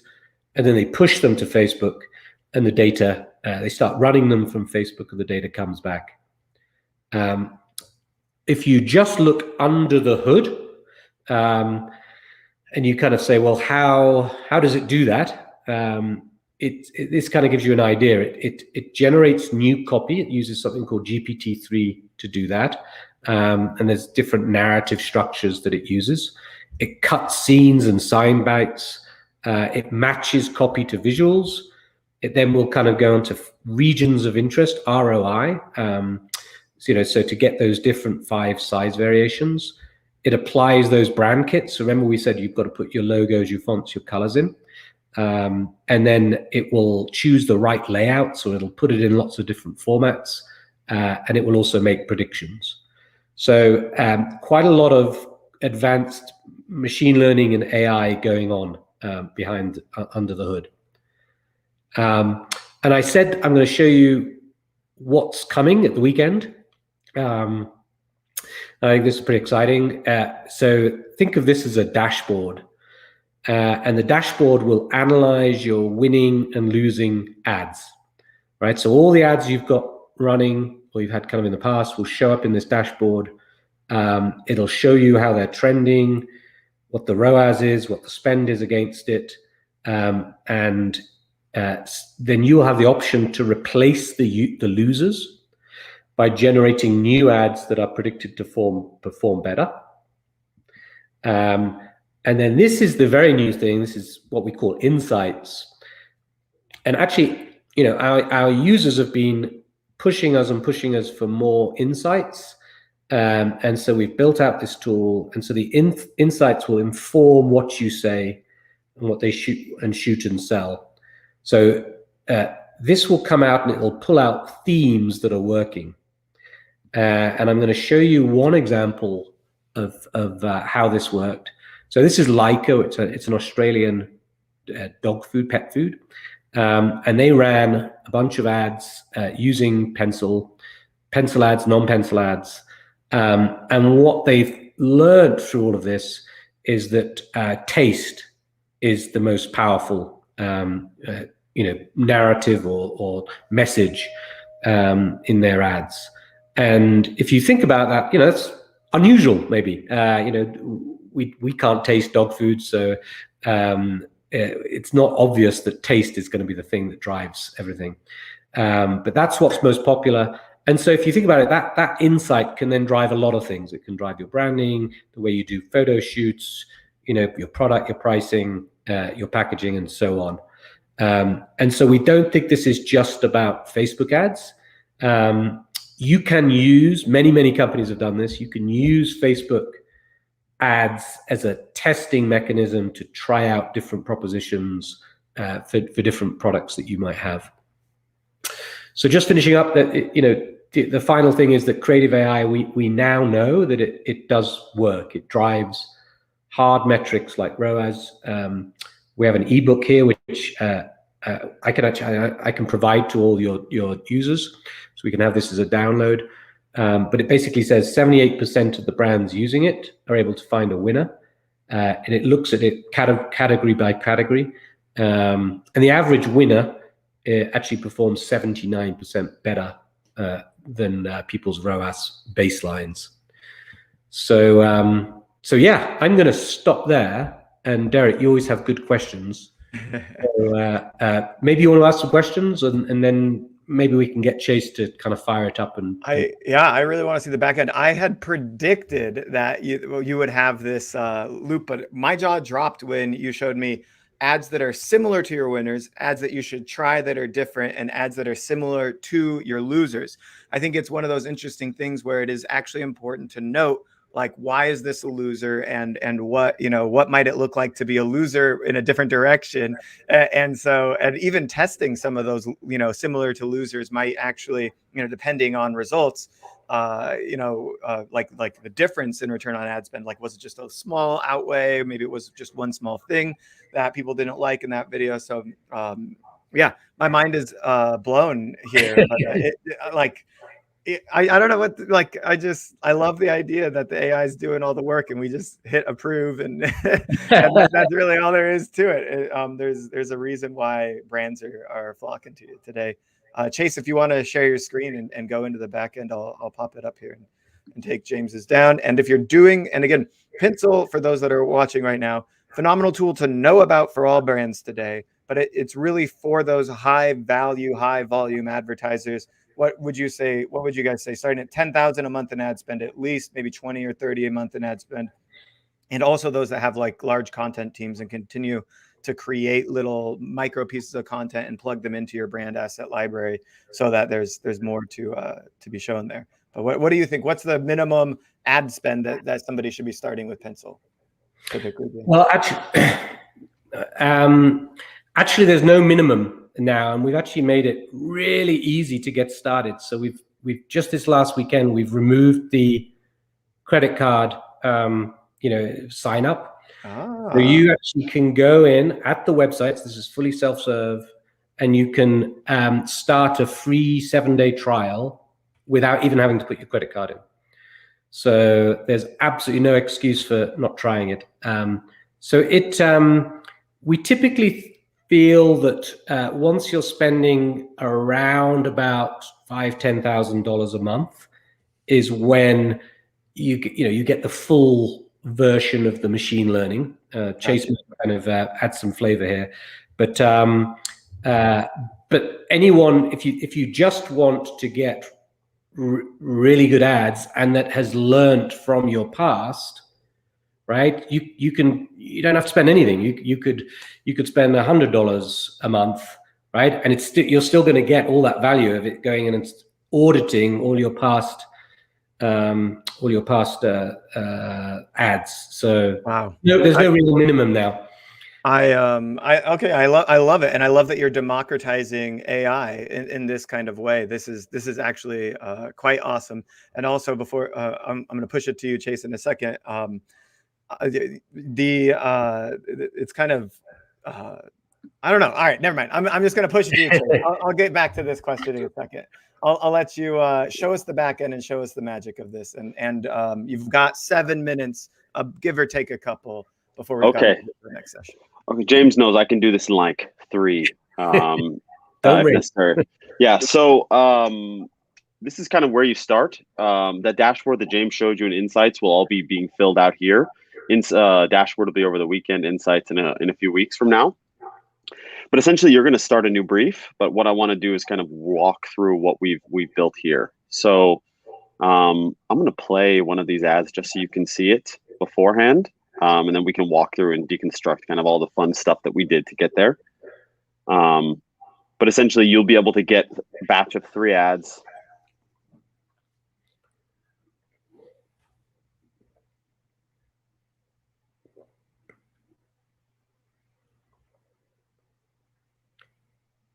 Chase, you may have gone quiet there. Oh, it looped. It looped on me. Okay, so you'll be able to get 3 different ads created in about 3 minutes by the system. Again, a 10, 15, and a 6 second.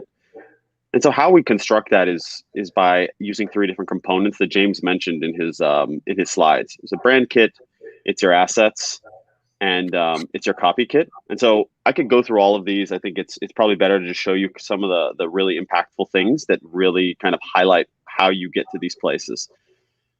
So the first one is in your brand kit. So once you've done these top few sections, you're able to choose some backgrounds, whether they're custom backgrounds or ones that you've pulled from the system, and then generate your brand kit. So you'll see that we have 5 applications here. I'll just generate brand kit as well. And it's now taking all of these components that we've input here and making new permutations of it. So you can see kind of different ways that the system is thinking about looking at your brand that you could use with your customers. So this will take just a second, but you can see kind of the different versions of it. So different types of CTAs, different types of backgrounds, etc. And what the system will do, the algorithm will rank how strong your brand kit is so that you can know when moving forward kind of how strong all of the components that you've put together are. So I think my wife is on a Zoom call. I apologize. So I'll just pop out of there. The next big thing, so assets, obviously we have kind of a nice array of assets here, some videos, brand images, some product images, and then some of these things we call content patches, which are essentially different pieces of content that can highlight kind of useful pieces of information from the market. For instance, this Forbes quote. But the next really big magical thing that we have is our copy kit. So I'm going to pop in here, and I think this is really, really fascinating. So we have 2 things that you have to add into a copy kit. And so we know that writing copy and finding new value propositions to sell your brand is kind of really, really difficult. And it's always something that people struggle with. I've seen brands kind of always trying to find new core pathways to their consumers through language. So we constructed a new way using OpenAI's GPT-3. So you would put a brand description in, a couple product descriptions, and then you're able to generate a narrative. So you're seeing a problem solution. If I come here and close all of these out, I'm now able to choose different types of narratives. So I can choose an intention benefit. This is kind of the standard one we see most brands use, but there's problem solution, which you just saw, and then there's provoke and satisfy, which comes up with some really, really fascinating ways to use the language. And then you can choose your action, which is either conversion or something that we've been pioneering, which is chat, which is, again, chat with customers. We've seen a lot of clients been using this as a really, really interesting way to have conversations with their customers. So I'm just going to generate that. And the depth at which you add language into your brand description and your product description really does affect what the output of the copy kit is. But again, these are really, really interesting ways to build new ways to interact with your customers through language. So I think we're probably a few minutes out from finishing up. But the last thing I wanted to show you was, and again, I apologize, my wife is stealing bandwidth, but here we go. Hey. So there we go. So this pops up when you have 4 attention lines, 4 benefit lines, and 4 conversion lines. And why we call this narrative copy is your attention lines will be at the front of your ads, your benefit lines will be in the middle of your ads, and your conversion lines will be at the end, essentially building a narrative throughout and using that ROI, that region of interest that James is talking about, to kind of match the proper types of assets with the proper language, etc. So essentially building a narrative across the ad to tell a story to your customers. So one line, I like break the ice, be noticed by everyone, be the center of attention, blow their minds. See, I think that's fun. And so really amazing thing I think about Pencil also is if you see this line and you say, okay, this is 95% of the way there, you can simply change, for instance, punctuation, and everything that you teach Pencil, it learns and generates similar things to that. So if there's certain types of punctuation you like, certain different types of language, each signal you give it, it learns, and then it proliferates that once it's creating new things for you. So that kind of comes in at the asset selection, when you're editing, when you're doing other inputs, etc. It's very dedicated to learning. We call it a learning system. So I'll just close out of that. And the last bit, so that doesn't work in this workspace. So I'm just going to pop into another one just to show you. Is one last thing, which is those predictions that James was talking about. So we have these ads here. So we're going to show predictions. So what we're able to do is select an objective. So we'll go to conversions. We'll go to retargeting, and we'll just select, let's just go CPM. So we have those similar to losers, right? Against that metric. The fascinating thing is, if I change it to traffic and I go acquisition and I go CPA, you'll find something similar to winners. So it's all predicated on how you've been using how you've been running the ads and what your targeting metric is. So each ad can have some way that it can win for you, or some way that it has new to be tested. And what we've learned is customers kind of have very, very complex ways that they're testing their ads. So each different ad idea that the system creates can fit in really nicely to your plans based on that. And then obviously, when you want to export, you're able to export the entire all the placements that you would use in a Facebook, Instagram ad placement. I think the really interesting thing that a lot of brands have done as well is all of these placements work across multiple different paid social platforms. So you're able to use them on TikTok, on Snapchat, on Pinterest, on YouTube. So our API connection right now is with Facebook, and that's what we learn from. We have plans, obviously, to expand that over time, but you're able to go and leverage these across all of them. We have a lot of clients doing that and seeing a lot of great value coming from that as well. So that is everything there, but I want to make sure if anyone wanted to see anything else, or Derek, you had any questions about the system in general, I could help you with that. That was amazing. We are low on time. The one thing I was going to say earlier is, I mean, showing your design, by the way, is really good, guys. Like I really love that, Thank and you. the fact you make it so simple. Here are the like just write benefits, like you really how copywriting is done for media buyers, and then you turned it into a very simple system so that the AI, like you said, could learn. The thing I was going to say to you earlier, James, and Chase you as well, is like there had to have been a time when you were building this that you were like, well, I really hope it does improve return on ad spend. You had to have taken a big leap of faith to build what you've built, because the technology is really impressive and clearly wasn't built overnight. So it's amazing to see the rewards of all that effort coming through. Yeah. Thank you, Derek. That means a lot coming from you, because you look at these systems all day long. So it's nothing to do with me and Chase. It's all to do with our amazing team back in Singapore who work kind of, they pull 18-hour days like building this. It's incredible. Wow, that is awesome. All right.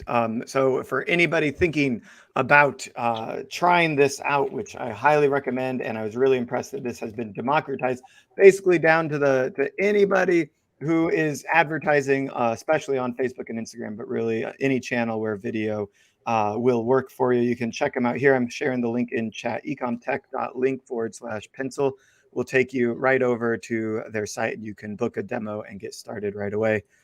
James, Chase, thank you guys so much. We're going to move right into our next session. Thank you, Derek. Thank you. Have a good one. Right. I cut him off. Sorry. All right, we're moving fast today, and we've got more things to showcase. Stephen from Good Carts is going to show all of our cause-oriented brands how they can get more traffic and help others do the same. Stephen, can you hear me? I sure can.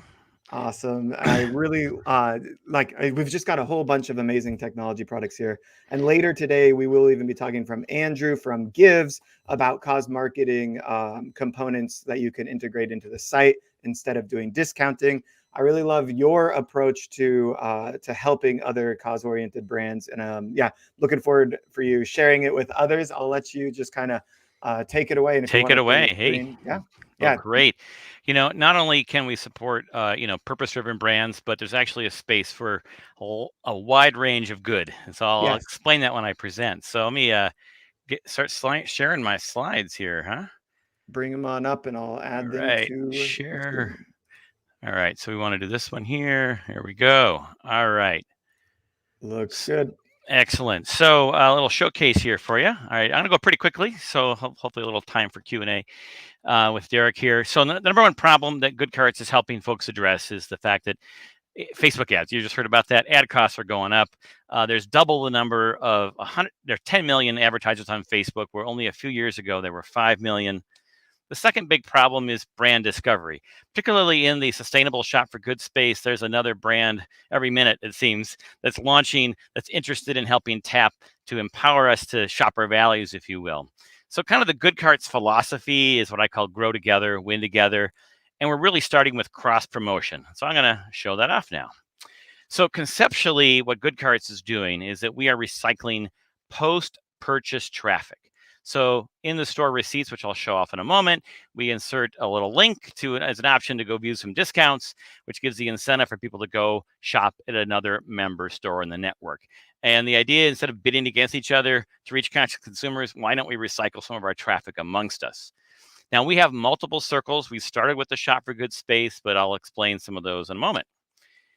So the quick demo. So how does this work as a consumer? So imagine that you're at a store, you're buying a shirt, you put it in your cart, you push pay now, and that's when the Good Carts experience starts. This is a version from Shopify. So we basically insert with our technology a very simple, unbranded thank you banner in the receipts of our member stores.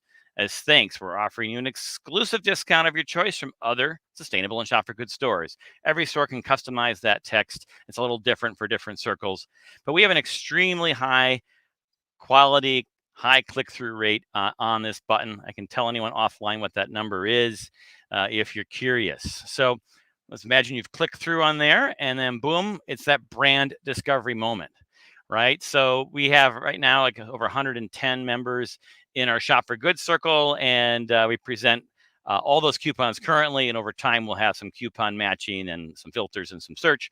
But basically, if you can imagine, you kind of go in and go, okay, well, I'll try the Women's Bean Project. So you'd click on that.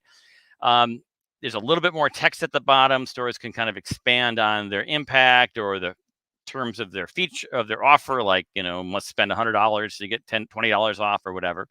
We require email addresses to actually claim the discount. So you imagine you type in your email, push send discount. Well, of course, we let you have the code right away then. There is a copy in your mail as well. And in this case, it says you have 7 days to use it. That's set by the store. You click use your discount and boom, there you are. So that's it. Like, that's the Good Carts experience. As quickly as possible to take people from the receipt of one of our members and then profile them to reach the other members. So another way to sort of explain our concept is we call it smart digital coupons on the back of the receipt, right? We're kind of a 100% virtual version of that concept. So reasons to join Good Carts: it's free. It's free to join. The coupon views are free. The coupon collections are free. You don't get the email addresses, though. You only get them once people actually offer them to you on your own site. The web visitors to your store then are free. And with COVID, we actually dropped commissions for our impact retailers. So there's like 0 customer acquisition costs currently. And we currently have that across all of our circles, no commissions. We are going to be introducing some optional paid bonus features and other options to get broader distribution, and it may vary by circle. So current circles that we have the Shop for Good Sustainable Products circle. We have a new Made in USA circle. So if you're selling products that are manufactured in the United States of America, we really invite you to join that new group. We also have what we call kind of a catch-all. It's called the Founders Circle. So we get lots of people who discover us on the Shopify App Store. We also have a WooCommerce version coming, by the way, as well. And you can sign up on any e-commerce platform with us. But we folks that where you can add a little JavaScript to your receipt. We have lots of smaller businesses that join, and we are celebrating that goodness of small business entrepreneurship. In the works are Black-owned, women-owned, other-owned networks.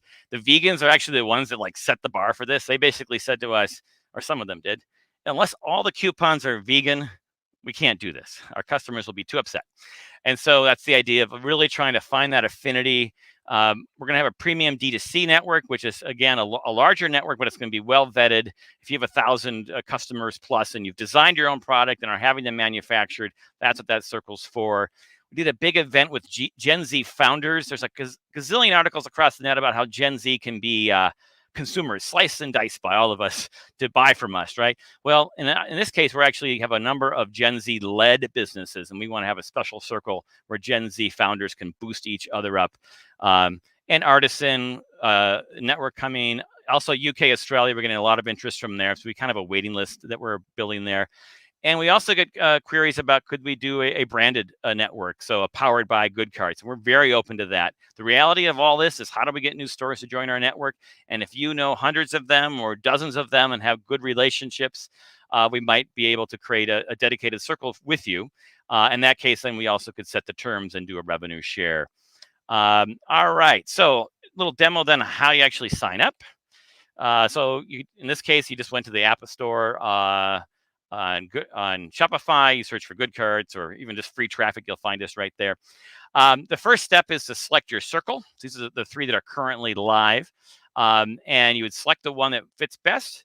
You'd click next. And then you'd be taken to the coupon creator. This is actually the most important step. Use a compelling feature product image that really sort of shows off your product. And because people are, even though impact matters, people are looking for products, right? And so you can have a little teaser about your impact in the first 100 characters, and then you can really hit it home. Or if it's, if you're just in our founders circle, just say a little bit more about the terms of the discount, or a little bit more about like the quality of your products. And that's what people see if they actually click on a coupon. We have a few more settings. You set up a unique code. You decide how long the expiration date is. The code actually doesn't change. It's just when a day 6 or day 13 or whatever, they get an email reminder if they haven't used their discount yet. Most of our stores set it and forget it. I mean, it's like they're giving a perk to their customers when they leave free customers, or free coupons. But you certainly can set an end date if you'd like. Also, we have a number of wholesalers that have, a little D2C as well. They don't want to undercut their retail partners, so they only have discounts in our network, and they have a dedicated landing page just to clearance items, for example. So you could have a dedicated landing page and have your code only work for certain items on your store. It's up to you. And then that's it, right? So you push done, and then basically the rest setting is optional. This is where you could customize your message on the thank you banner, change the button color to match your brand look. We are going to be adding product categories so that people will be able to filter by categories. We also have another feature I'll show in a minute, but shipping zone will be part of this as well. Basically, if we know where the customer is roughly coming from and we basically know where the store ships to, and we add a little currency stuff in the future, we'll be able to dynamically deliver people all around the world to the right discounts. And the last feature is a block list. So basically, under more options, say, for example, you sell coffee and you don't want to promote other coffee brands, you could right now select those brands one by one and say, it's not going to share my exiting traffic with those folks. In the future, that will be, hey, we sell beverages, we don't want to share with other beverages, in theory. In general, it's rarely used because basically only the biggest store really cares about it, right? Because they don't really want to subsidize their direct competitors. Finally, you can also create more than one coupon, and encourage you to create a second identical coupon except for the featured product image to do some free A/B testing to see what works better. It is a brand discovery moment. People can only choose one discount at a time, right? And so it's really important for you to learn what works. So to finish up here, go to us on Shopify. If you want to do a live demo with me one-on-one, go to goodcarts.co/demo. If you, in the chat, we shared a link to these slides. I do have a link to a secret back door, so you actually want to grab a discount for yourself, you can for the next few days, as well as just see how it works live in terms of the coupon side. Otherwise, look forward to any questions, and thanks so much for having me. I love it. Thank you so much. I don't see any downsides to installing this tool. It's all up. It's all upside. Well, I guess if you're Facebook, Google, or Amazon, you'd rather keep the money. But if you'd rather have us win, that's kind of the idea why you join us. Yes, and helping others. I love it. We're going to share the link to the slides in the show notes. So if everyone goes to get the show notes there, and I've shared our link here in chat in order for people to go sign up on your site, and they can easily, of course, go book a demo with you from there. I look forward to seeing this on more merchant sites and doing good. And I love the direction you're heading with new kind of niche groups in the future. I think this will be huge. Let me know when those launch. We'll be sure to share that out on our socials as well. Well, thanks so much. We're so excited to celebrate our big milestone of reaching 100 brands in our Shop for Good network, and we want to get at least 10 or 20 in each of those new ones, sort of charter members. So spread the word. Yeah, absolutely. And I'm going to make sure and keep you in mind anytime I'm talking to brands that fit what you're looking for as well. So thanks again, and we're going to move right into our next talk. Thank you. All right. With that said, we're bringing in Valentin, who is going to talk about, I think it's going to be about the RFM model, and which we touched on earlier, right? Yesterday, some people might have heard something RFM, and then we moved on to a different subject, and everyone's probably like, what is that? Or maybe I'm not, doing marketing the right way. But Valentin, how's it going? You're muted right now. If you want to unmute yourself, I'll add your slides to the deck. And I'll honestly, I'll just get out of your hair and let you take it away. Excellent. Thanks a lot, Derek. And hello, everyone from Bucharest, Romania. I'm glad to be here with you. My mission here is to help you get leverage from your existing customers. Of course, we're going to touch the RFM subject. RFM stands for recency, frequency, and monetary value. And to be honest, I'm obsessed about this segmentation method, and I'm glad to spread the word about it because I've used it on my own e-commerce since 2011. So that being said, let's start. So I'm a serial entrepreneur. I have 20 years of experience. I'm currently leading OmniConvert, which is a tech company. We have 8 years in the space. We craft data-driven solutions, and also we provide managed services for e-commerce companies. And I'm also an instructor at Customer Value Optimization Academy, which is an education endeavor, which we started just this year with the purpose of educating e-commerce professionals about the impact of customer lifetime value. What's the problem that we all have as we've heard earlier, the CPM on Facebook is skyrocketing. So in 2020, the CPM on Facebook has doubled since January to December. But that means we need to understand how to craft traffic, how to generate traffic. And the common growth e-commerce formula states that in order to grow in e-commerce, you need traffic, you need conversion rate, and you need average order value. But that's not only it. So mainly this is not the most comprehensive formula. And as Jay Abraham states here, there are only 3 ways to grow any kind of business: increase the number of clients, increase the average transaction per customer, and get each customer to buy from you more often. Fact is that the first and the second are overused and not moving the needle on the long run and in such a competitive landscape. So the actual growth e-commerce formula that we all need to be aware about is actually this one. We have number of customers, which are being brought here by the traffic and by the conversion rate. And then we have the ratio between how much we are keeping from a customer, which means customer lifetime value throughout its entire lifespan, and how much we are paying to acquire that customer, which means customer acquisition cost. So mainly that leads to growth. And in order to understand how impactful this formula is, we can look at the way Amazon plays. So the average customer retention rate for Amazon is 93% for Amazon Prime. So while for the average e-commerce companies, the retention rate is actually 23%. You can find many other benchmarks over here on our own e-commerce benchmark, which is based on 1,500 different stores which are sending data to our platform. So that means if we look at the impact of the existing customers, it's pretty high. So this is an example with the average. So the share of the revenue from existing customers throughout the entire database that we have is around 70%. Meaning that existing customers matter, because one ideal customer profile, which are your best customers, will generate margin as much as 376 low-value customers. So as time goes on and as customers are coming back, you will see that the margin that they generate is incredibly high. So the actual growth e-commerce formula, we should understand it and we should take it into account. So let's recap. The ad costs are surging. On the other hand, the existing customers matter a lot. So let's see how to leverage the existing customers better. So the first thing that I'm proposing to you, as Derek actually asked me to do, is to segment your customers using RFM. So let's explain a bit what RFM stands for. RFM is an acronym which stands for recency, frequency, and monetary value. So recency means how recently the customer bought from you.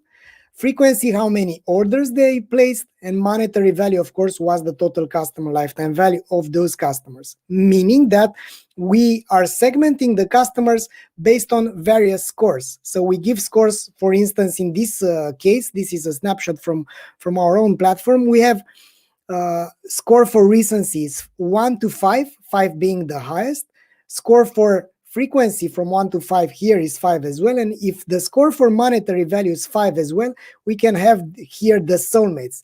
Not too many of them, as you can see in this example, but they are the most profitable. While we also have other type of customers like lovers, new passions, the ones which are just starting the relationship, starting to buy from the shop, and also ex-lovers, customers that used to be the lovers, but as time went on, you can see that they are now treated as ex-lovers because their recency score is the lowest. So mainly we want more of this, and we want to make sure that they are not transforming into ex-lovers, right? So in order to do so, we need to segment them properly. So as you can see over here, there are various types of customers. So this is the distribution of the revenue, margin, and share of customers. And in this case in particular, the soulmates are generating 30% of the revenue, while they are only 5% of the customers. So these are the ideal customer profile, and bad UX and poor customer experience and nothing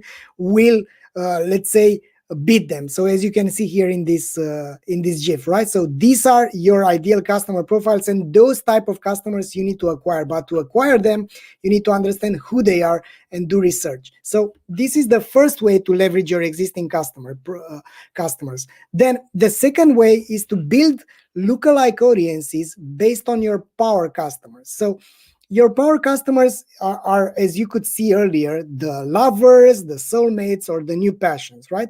The best customers and the most loyal, the ones that are almost like the loyal ones, and also the ones that have the highest potential. We're gonna talk a bit about them in a few minutes. So the power customers could become the seed for the new customers that look like them.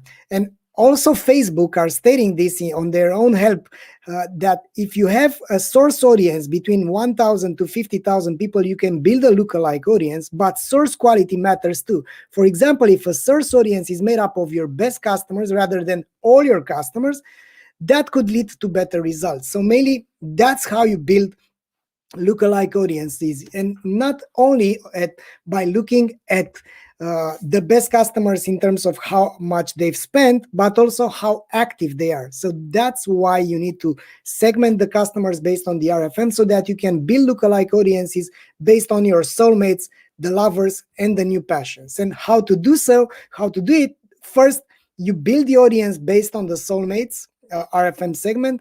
You launch the lookalike campaigns on Facebook, then the Facebook algorithm finds more users like the best ones, like the soulmates. Then these are attracted by high relevant ads for them because they look like the customers that bought over and over again, and they are directed to the website where, of course, some of them are being converted. But the others, which are not converted, you can do remarketing on them. So eventually, that's how you feed the flywheel of growth, by building lookalike audiences based on the RFM. Then the next way, you can trigger evergreen win-back campaigns that work on autopilot. We are hearing this over and over again. We don't have enough talent people. We don't have enough time. There are too many things to do at the same time. So these type of campaigns are, you set them and then you forget about them and they work. So how you can do this is to focus on things that matter. So you can craft campaigns based on, for instance, the product, the brand, and categories. So instead of having generic lookalike audiences or custom ad campaigns based on everything that everyone has bought, you can look in particular for particular products, brands, or category. That depends on how big your e-commerce is. But if you build these types of audiences, you can do this type of approach, right? Instead of looking at all the products, you can filter the products that they've bought also in terms of the share of the revenue, so how many customers are buying, but you can be smart. So you can also look at the willingness to recommend, like the net promoter score of the customers that bought a certain product or brand, and also the return rate. So for instance, in this case, the product D is the best one by far, because even though it doesn't have a high share of revenue, you can expect the customers to actually keep the product, love the product, and continue to use it and stick around and buy again. So mainly that's how you optimize based on this framework, and that's how you build audiences only for customers that bought that particular product. Next, you build audiences based on the RFM group. So for instance, let me show you how RFM works. We have the new passions, right? They have the highest recency, so they've bought, let's say, in the last 30 days. They have already, from a single order, the highest monetary value, and also they have the lowest frequency because they bought only once. So there are only 3 ways to change the behavior according to BJ Fogg. By the way, I love this guy and his work, so make sure that you follow this guy and read his book, Tiny Habits. So there are 3 ways to change the behavior: have an epiphany, change the environment, and create tiny habits, right?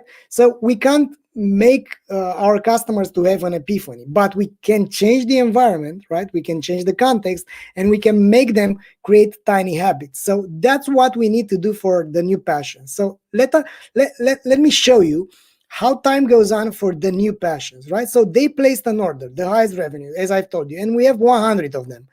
After 30 days, 5 of them are placing two more orders, and these are the lovers. They are turned out automatically, tagged as lovers. Then another 20% of them, 20 of them are becoming potential lovers because they placed only one order, and 75 of them are not doing anything, right? So they keep the same label as new passions. But as time goes on, after 90 days, if they don't place any other order, so let's say 70 of them, they don't place any other order, they are automatically labeled as not to lose. If 10 of the potential lovers are not placing any order, they are keeping the same tag.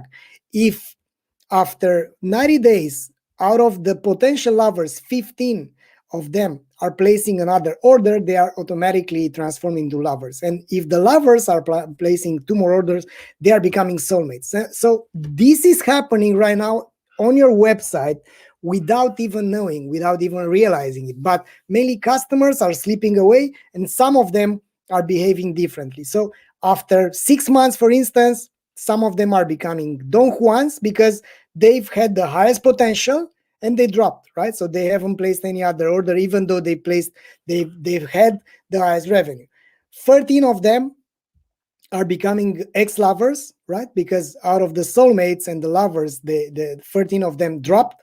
Then 16 are lovers and 6 are soulmates. So the idea is to treat everyone according to the relationship that they have with your brand. So it's time to think and to understand how these mechanics work. Because if you send the same campaigns, the same spray and pray campaigns to everyone, then you don't move the needle. You can't change the behavior of your customers if all you are doing is the same thing. But if you realize it, and now that you are aware about this type of movement throughout the RFM groups, you can act like this great guy like George Costanza, right? So you can run and understand, okay, what can I give to my best customers? So in order to understand this, I have built this support material for you, and I'm happy to share the presentation with you, the slide deck.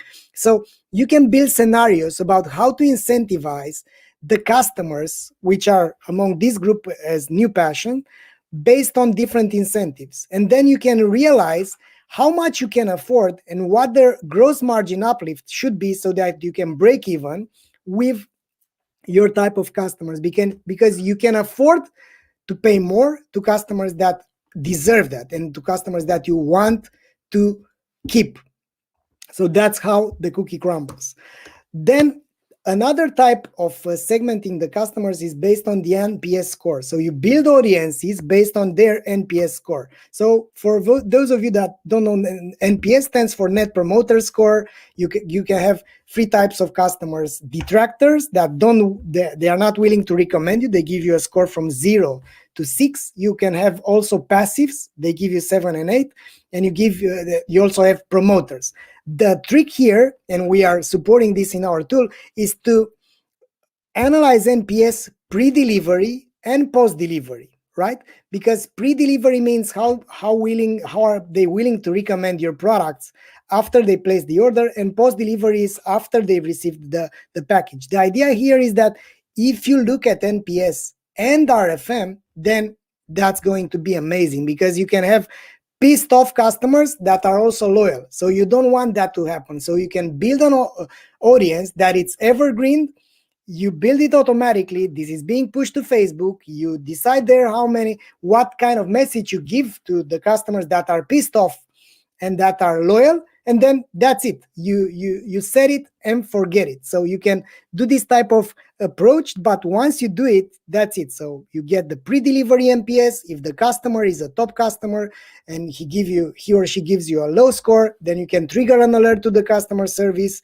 You can build another set of ads. You can run another set of ads on them, and this happens automatically thanks to the technology. So you can find this blueprint on this address if you want to see it. And another type of segmentation and automated campaigns are based on the customer's location, right? So if you look at the data, for instance, this kind of data can be found in our tool. You can see the density of customers, customer type, based on the state or province or city. So you can see that the penetration of the most loyal customers in this case is, I don't know, in London and in Leicester or in Nottingham. So this type of report allows you to understand where should I accelerate my spending, because in London, the customer lifetime value is higher, or in whatever city you find on your own e-commerce or on whatever country you find it. So what you can do at this moment, and we've empowered our customers to do it, so you can decide to filter your customers like this. Last RFM group is XYZ. Last order has been placed in the last 60 days. They've bought from a certain brand or a certain SKU or from a certain category. The NPS is 0, 6, or it's a detractor, and they are coming from London. So this is automatically being calculated, and you can send this audience to Facebook, and then you can export the list, or you can send it to Klaviyo, so that or another email marketing solution, so that you can build this type of campaigns or on autopilot. So going further, the next type of leveraging your existing customers, you plan the retention seeds on the thank you page. So that means to understand what is the purpose of the thank you page. So what the customers want to know on the thank you page: was this a good decision?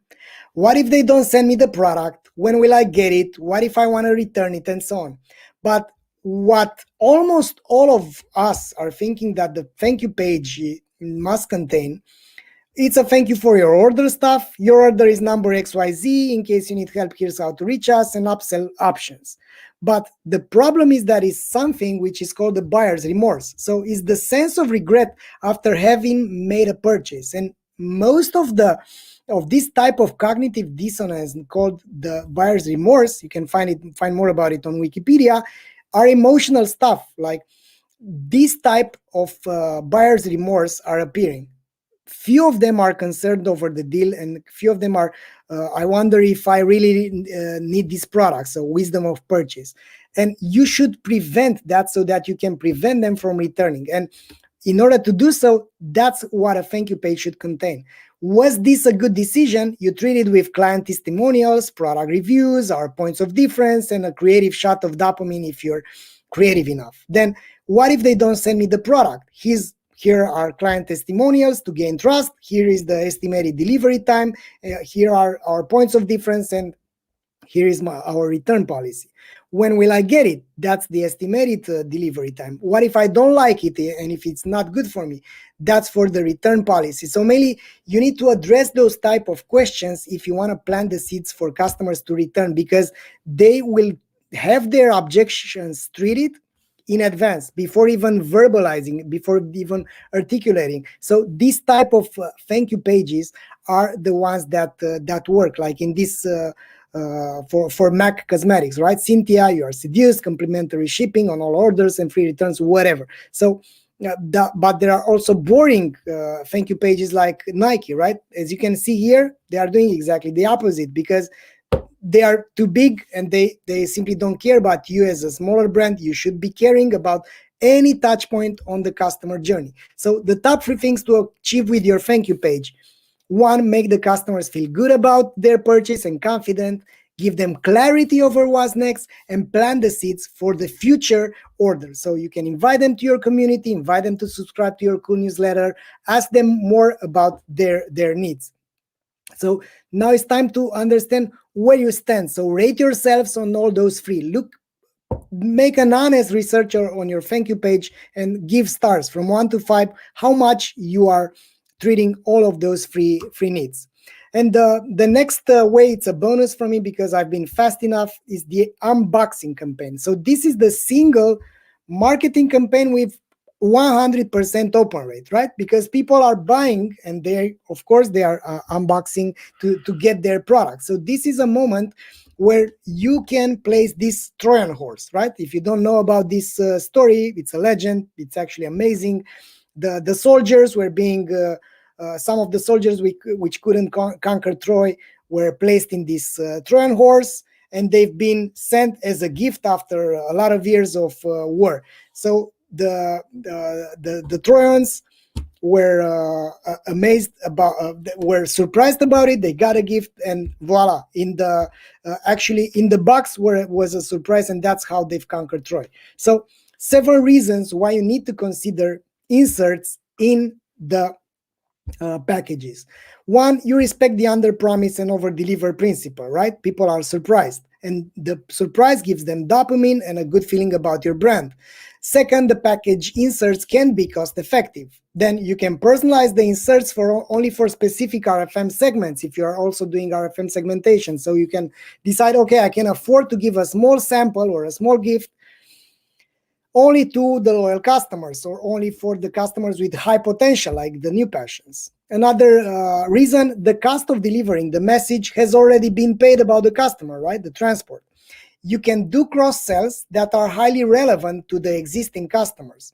Package inserts are also a great way to get rid of products that simply don't sell. So you instead of throwing them out, you can give them away to customers that will actually appreciate it. Then the seventh reason is that effective inserts are increasing the customer lifetime value, and that can be placed on autopilot. So mainly you don't have to think about it. You set it and forget it. So types of the inserts that you can place over there: thank you letters, discount coupons, surprise gifts, books that you actually can send to them, product reviews invites, product samples, a product catalog for other cross-sell sales, and also bookmarks. Actually, Amazon has put bookmarks over there. And I can show you here a great example that you can see from Chewy.com. So this is a small gesture having a big CX impact. So this is actually a testimonial from a real customer. So I recently placed an order on Chewy.com and forgot to add the coupon code. This was my first time, whatever. Fact is that they have sent them this card and also the handwritten card, and they also happily credited the customer back. So mainly they've give them credit, and that means another order and also a satisfied customer. So how to decide over what kind of package inserts you need to choose? You have on this axis, you have the usage, and on this axis, you have your cost. So how expensive is the insert, right? So we have the lowest cost. Let's say the lower cost is bookmarks. Then you can have coasters or hats or t-shirts or wine opener or wallet or watch, right? So these are some examples, but you can also look at the usage, right? For instance, that's why bookmarks or wine openers are good package inserts, even though that because they have a high usage. So you can build this on your own, and you can decide over what kind of package inserts to send by using this simple decision matrix. So lost customers are quiet in the meeting rooms, right? They are the elephant in the room. In order to understand why they leave, you need to ask yourselves, and you need to survey them, and you need to take them into account. So mainly that was my presentation. I hope you enjoyed it. I have also a gift for you. Reveal, it means segmentation on steroids. We capture first-party data, we send it to Reveal, and then you can put on autopilot all sorts of actions on Facebook, ad networks, Klaviyo, on Explore to do website personalization, or on SMS tools. So the idea, the backbone of the platform is the RFM and NPS, and you can push this data to any other platform. So if you connect with me on LinkedIn, I can give you a very, very friendly treatment, and you can get Reveal to use it for free. You just need to connect with me on LinkedIn. And I also have a proposal to you. If you want to get more educated on how to leverage your existing customers and how to increase customer lifetime value, we have built a free course. You can find it on our Academies page. This is the link. I'm happy to. You will be getting this deck from Derek, I think, and you can find everything you need over there. So thank you for your time. I hope I was quick enough, Derek. I don't know if there are questions. Yeah. I'm still here. No, this is perfect, and I'm just scrambling over here to get all the links. I've linked your LinkedIn here so that everyone can connect with you there. The link directly to OmniConvert is also in the chat, and then the link to the CVO course is here as well. how can we say no to a free tool that's going to help us optimize our campaigns based on what maybe might have been brand new to people, optimizing based on the RFM model? I loved that image of yours where you're showing how people are moving from kind of one segment to another in real time, because that's happening right now for any merchant doing business. Somebody is moving into an ex-lover and somebody's moving into like a passionate lover situation. And I love seeing, I love thinking about that, because every time somebody changes buckets, you kind of have a new opportunity to work with them, strengthen the brand connection, or re-engage that brand connection. So it's just fun to think about. This is what, as a marketer, I kind of get excited about. So thank you so much. We'll be sure to plug all those links as well in the show notes. Are you guys following along in the show notes? This is a great way to stay on top of all the ideas, tools, and tactics that you need to do for your business. Valentin, thanks so much. We're going to move right into our next session. Thank you. All the best from Bucharest. Yeah. And thanks for staying up late for us. Thanks again. Oh, man, it's always tough when we're doing an international event and having people from all over the world join in. I know you may be watching from Australia, Singapore, Brazil, Colombia. We had somebody on yesterday, wherever it may be. Thanks so much for joining us. I'm going to bring in our next interviewee, Coleman. Coleman, how's it going? Fantastic. So it's good to have you. You've worked with acquiring e-commerce brands, and so you have this unique take on it from the acquisition side. And previously today we talked with Elise from eCommerce on acquiring technology companies and how merchants need to be thinking about that from their own perspective. But now we're going to talk about acquiring e-commerce brands, and we kind of have a special treat for everyone, because before we get into it on that, I realized that you have some unique experience in performance marketing for e-commerce brands as well. Yeah. So like, to synthesize those two components, right? Because they're pretty different. My background, as it relates to e-commerce, started with acquisitions, and then I worked at 4x400, which is Common Thread Collectives, just a phenomenal agency, but their holding company arm. And then so I was doing acquisitions for them, and after the first acquisition, they said like, hey, we don't really have the money or bandwidth to acquire too many more businesses, so we want to move you into an operations role. So I bought this little women's skincare brand, and then immediately found myself like the next day running it. And then ran it for 21 months, and the performance was really strong. It ended up being a great acquisition, which I'm really excited and proud of. We grew from $100,000 total top line 12-month revenue. Looking back to just about to clear 4.5 million in a period of 21 months. So it was really crazy and really awesome. But like, with that being said, we had to measure the right things, and then we had to measure what matters, which is stolen directly off the OKR's book title. And then from there we had to manage those things. Like, we had to manage what matters, and you do that through measurement. So exactly. So I've got a little bit of experience in building on that every single day with performance marketing and what to measure. Yeah, and I know doing that, in the last few months, things have really changed for performance marketing. So maybe let's start there and tell me about what's new, what maybe might have worked in that skincare brand for you that wouldn't even work today if you tried it again. Yeah, sure. ROAS, specifically in the Facebook money machine, right? Yeah, you used to be able to see exactly how many dollars and cents you put in when you put $1 in, what the ATM would spit out. And that's no longer necessarily 100% bulletproof, trustworthy with regard to iOS 14 coming out a couple of months ago. So what that means is that I now break down ROAS into two components, specifically like what happens on Facebook platform and Facebook owned placements.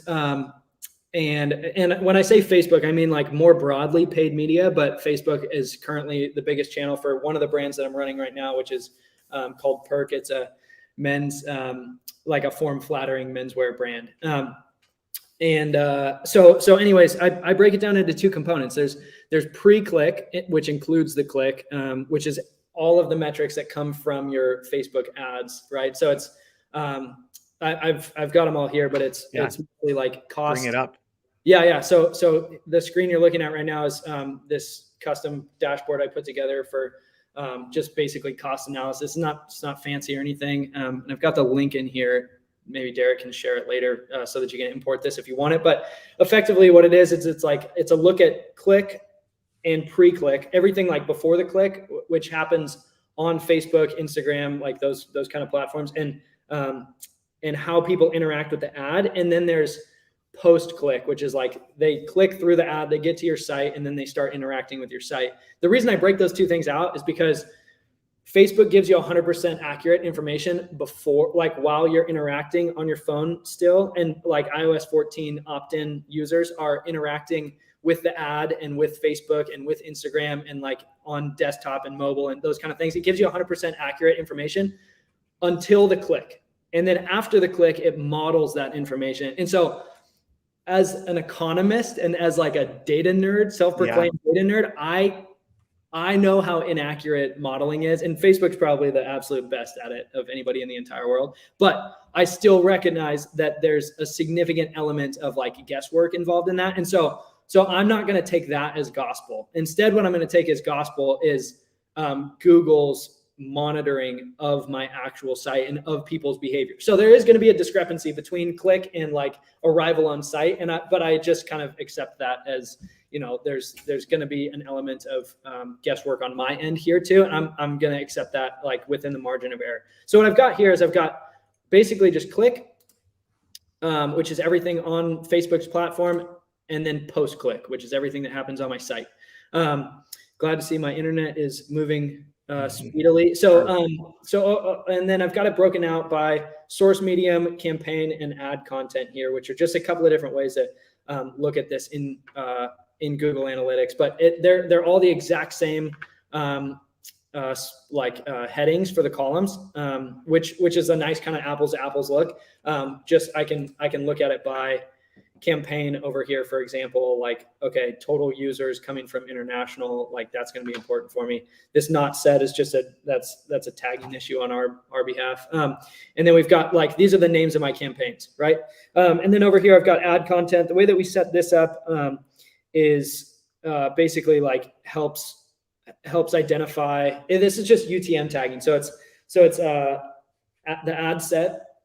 We set up that UTMs to pull into GA to show you ad set at the beginning and then the ad content at the end, so that it helps like a little bit with the ad set level that is missing, to my understanding, from GA analysis. So what I've got over here is I look at cost, I look at impressions. The relationship between those two things is called CPM. You guys are all familiar with that. CTR, I do look at thumb stop rates and stuff, but more so in platform, thumb stop rate being 3-second video views divided by impressions. And then I look at cost per thumb stop as kind of a proxy to see how engaging versus like against the audience that I look at. But I look at those things in Facebook. So I don't look at those. I don't try to pull those into GA. I've got total clicks here, and then CPC, and then like obviously CTR, and RPC, revenue per click, is a little bit different than per session value, but it's a nuance. It's not necessarily worth getting into. You've also got this other metric, media efficiency ratio, that you like to use. Correct. Tell me a little bit about that. Yeah. So MER, media efficiency ratio, is total revenue divided by total spend. The one that I'm looking at like on a more nuanced level now, which is kind of replaced ROAS, like on a channel level, is new customer MER. It's new customer total revenue divided by total spend. So if I'm like above a 1.4, then I'm moving towards like my projections, right? And that's similar to saying like, okay, I need a 1.8 on Facebook, like I need a 1.4 new customer MER. And then from there you can tell like that's once you look at your new customer MER, then you can dig into, okay, where should I scale spend? Where should I pull back spend? And this hopefully helps kind of illustrate that. So I've got everything pre-click here. This is what happens on platform. I've got post-click stuff over here too. This is basically telling me like, okay, of the people that are coming from these different channels and platforms and campaigns and ad content, where are they? What are they doing once they get to the site? How qualified is this traffic? Again, ignore this not set. I've got this, Chinos, which is our best-selling product, and then what people do on site and how that performance stacks up. Like I'm looking at a week over week, you can look at whatever, but so CTR is up. That means the ads that are working in there as tagged chinos are improving, clicks, cost per click's getting a little bit better. And then my RPC, so my ROAS overall is improving, right? This is just like an example way of using this tool. So anyways, that's Google Analytics and that's performance marketing. Derek. Yeah, it was perhaps it's time to move into acquisition. What it said on the title that we were supposed to talk about. Yeah. No, I when we talked before, I thought that what you were showing there is amazing, and I think somebody in the audience right now is going, "Oh my God, I need to get this set up right now." So definitely send me the link to import that that setup, and then people should be able to get that figured out on their own as well. Of course. Awesome. What are you drinking there? Something good? Cheers. Yeah, it's a little kombucha. Yeah, I'm testing a new drug during this meeting, of course. Kombucha, yeah. It's always good to try, when you're face to face with, yeah. Oh, this is iced tea. We'll see what happens. Yeah. No, awesome.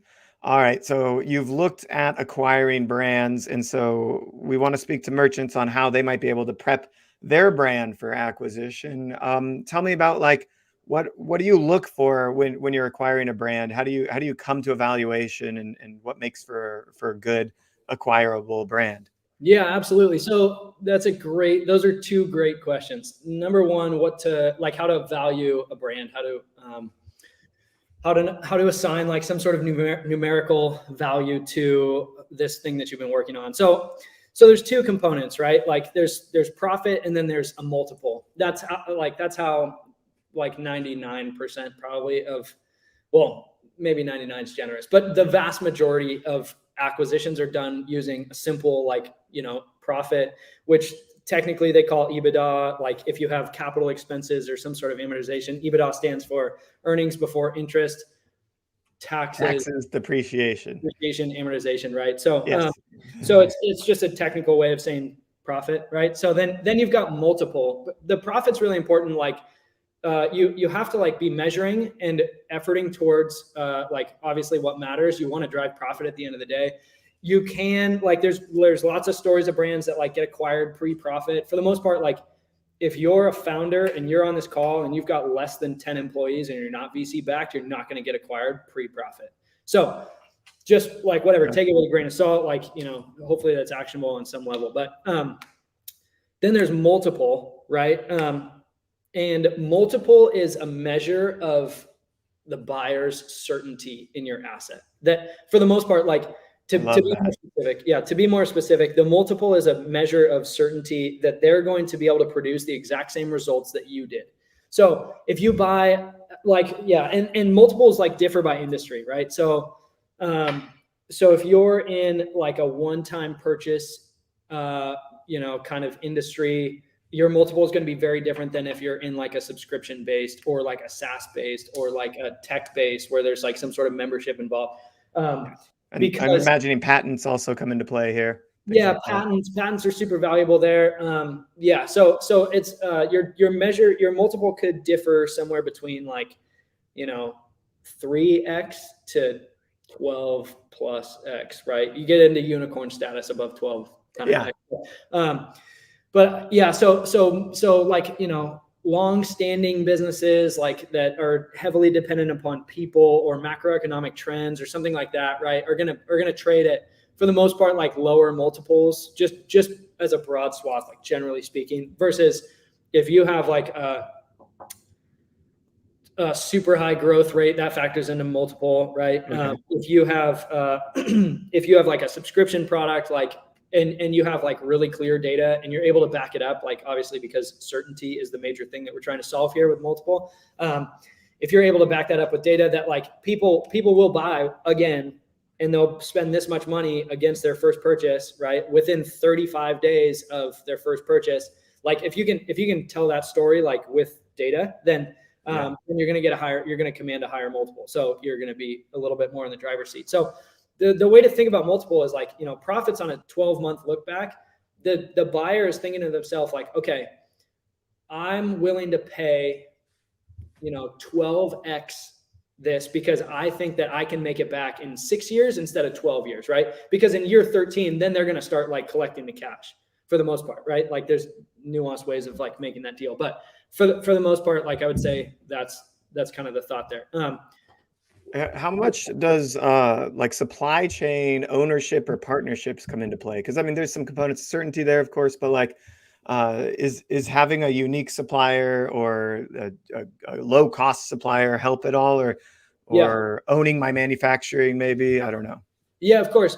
So I think probably the most clear way to make that connection is like, Charlie Munger and Warren Buffett of Berkshire use this term moat, right? If you have something like defensible that's gonna eliminate it's a barrier to entry for competition coming in and like wiping out your market, then that's in the form of in-house supply chain. That's in the form of like, some patent or something that's defensible against like I said, competition. Then your buyer is going to have quite a bit more certainty around their purchase. And because what you don't want them to think on any level is like there's a possibility that this investment like either takes twice as long to pay back or doesn't pay back at all, right?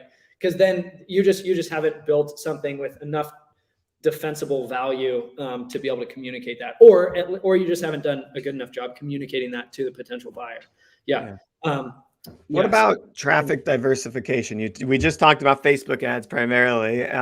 If my business is built all on Facebook ads, it feels like the next update could all come crumbling down. But there's what do you think? Yeah. So fragility is going to be super important towards certainty also, right? You don't want there to be anything that like, if you pull out this Jenga piece, the whole thing that is a brilliant way to say it.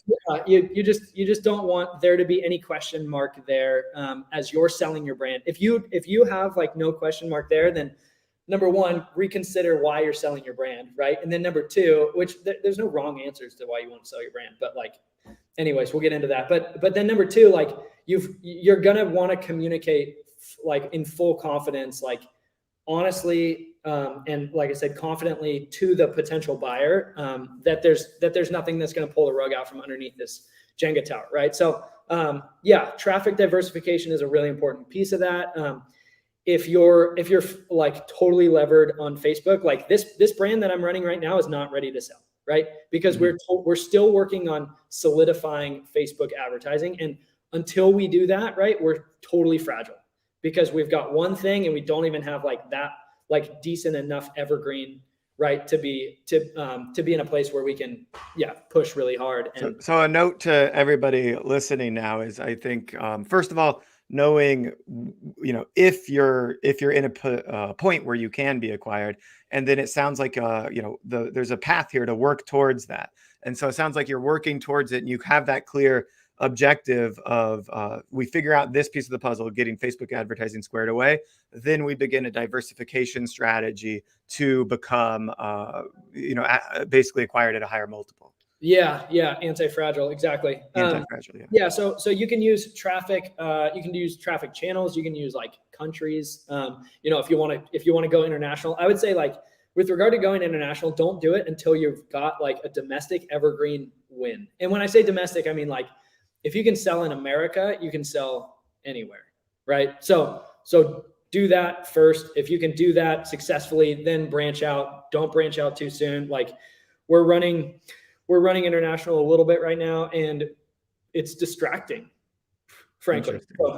So I would say, just keep the foot down, keep the focus hard on winning in America with regard to evergreen funnels for your product, your solution, like that kind of stuff. And then once you do that, then branch out but make sure that flywheel of like America and evergreen keeps spinning, right? You cannot take your eye off of that because that's where your profit comes from, probably. So are there any quick tricks, hacks to beef up profit? Like maybe I spend a lot and then like I taper off over the next 12 months just for the numbers to look better. Is there any kind of padding situation going on here when people look to like they have the goal, I want to be acquired exactly 12 months from now. You know what I mean?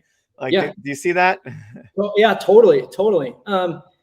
as long as you're not doing something shady, and if you're not doing something that can't be repeated, right? If your buyer's going to be pretty savvy, right? Like if they're either backed or have got the capital to like do this, then they earned it somewhere. And if they earned like a couple $1,000,000 somewhere to go and buy your business, then they're going to be pretty smart, I would imagine. Maybe that's just an internal bias, but either way, like, let's go with it. So that means that like, they're not going to just look at 12 months look back. They're going to look at like probably 36 months look back. And if they see like a wildly different story between like first 24 months and like last 12 months, then you're going to want to be able to explain that perfectly and like without any questions, right? Like whatever, they'll have questions, but you don't want to like fumble and say like, oh, well, we were trying to like make the numbers look really good because we wanted to sell in 12 months. Like, you can do that, but make sure that like, if you're spending at a loss for the previous 24 months, that you tell them like, yeah, we were doing this because we wanted to like build up and build a returning customer base and like bank all of this extra profit here.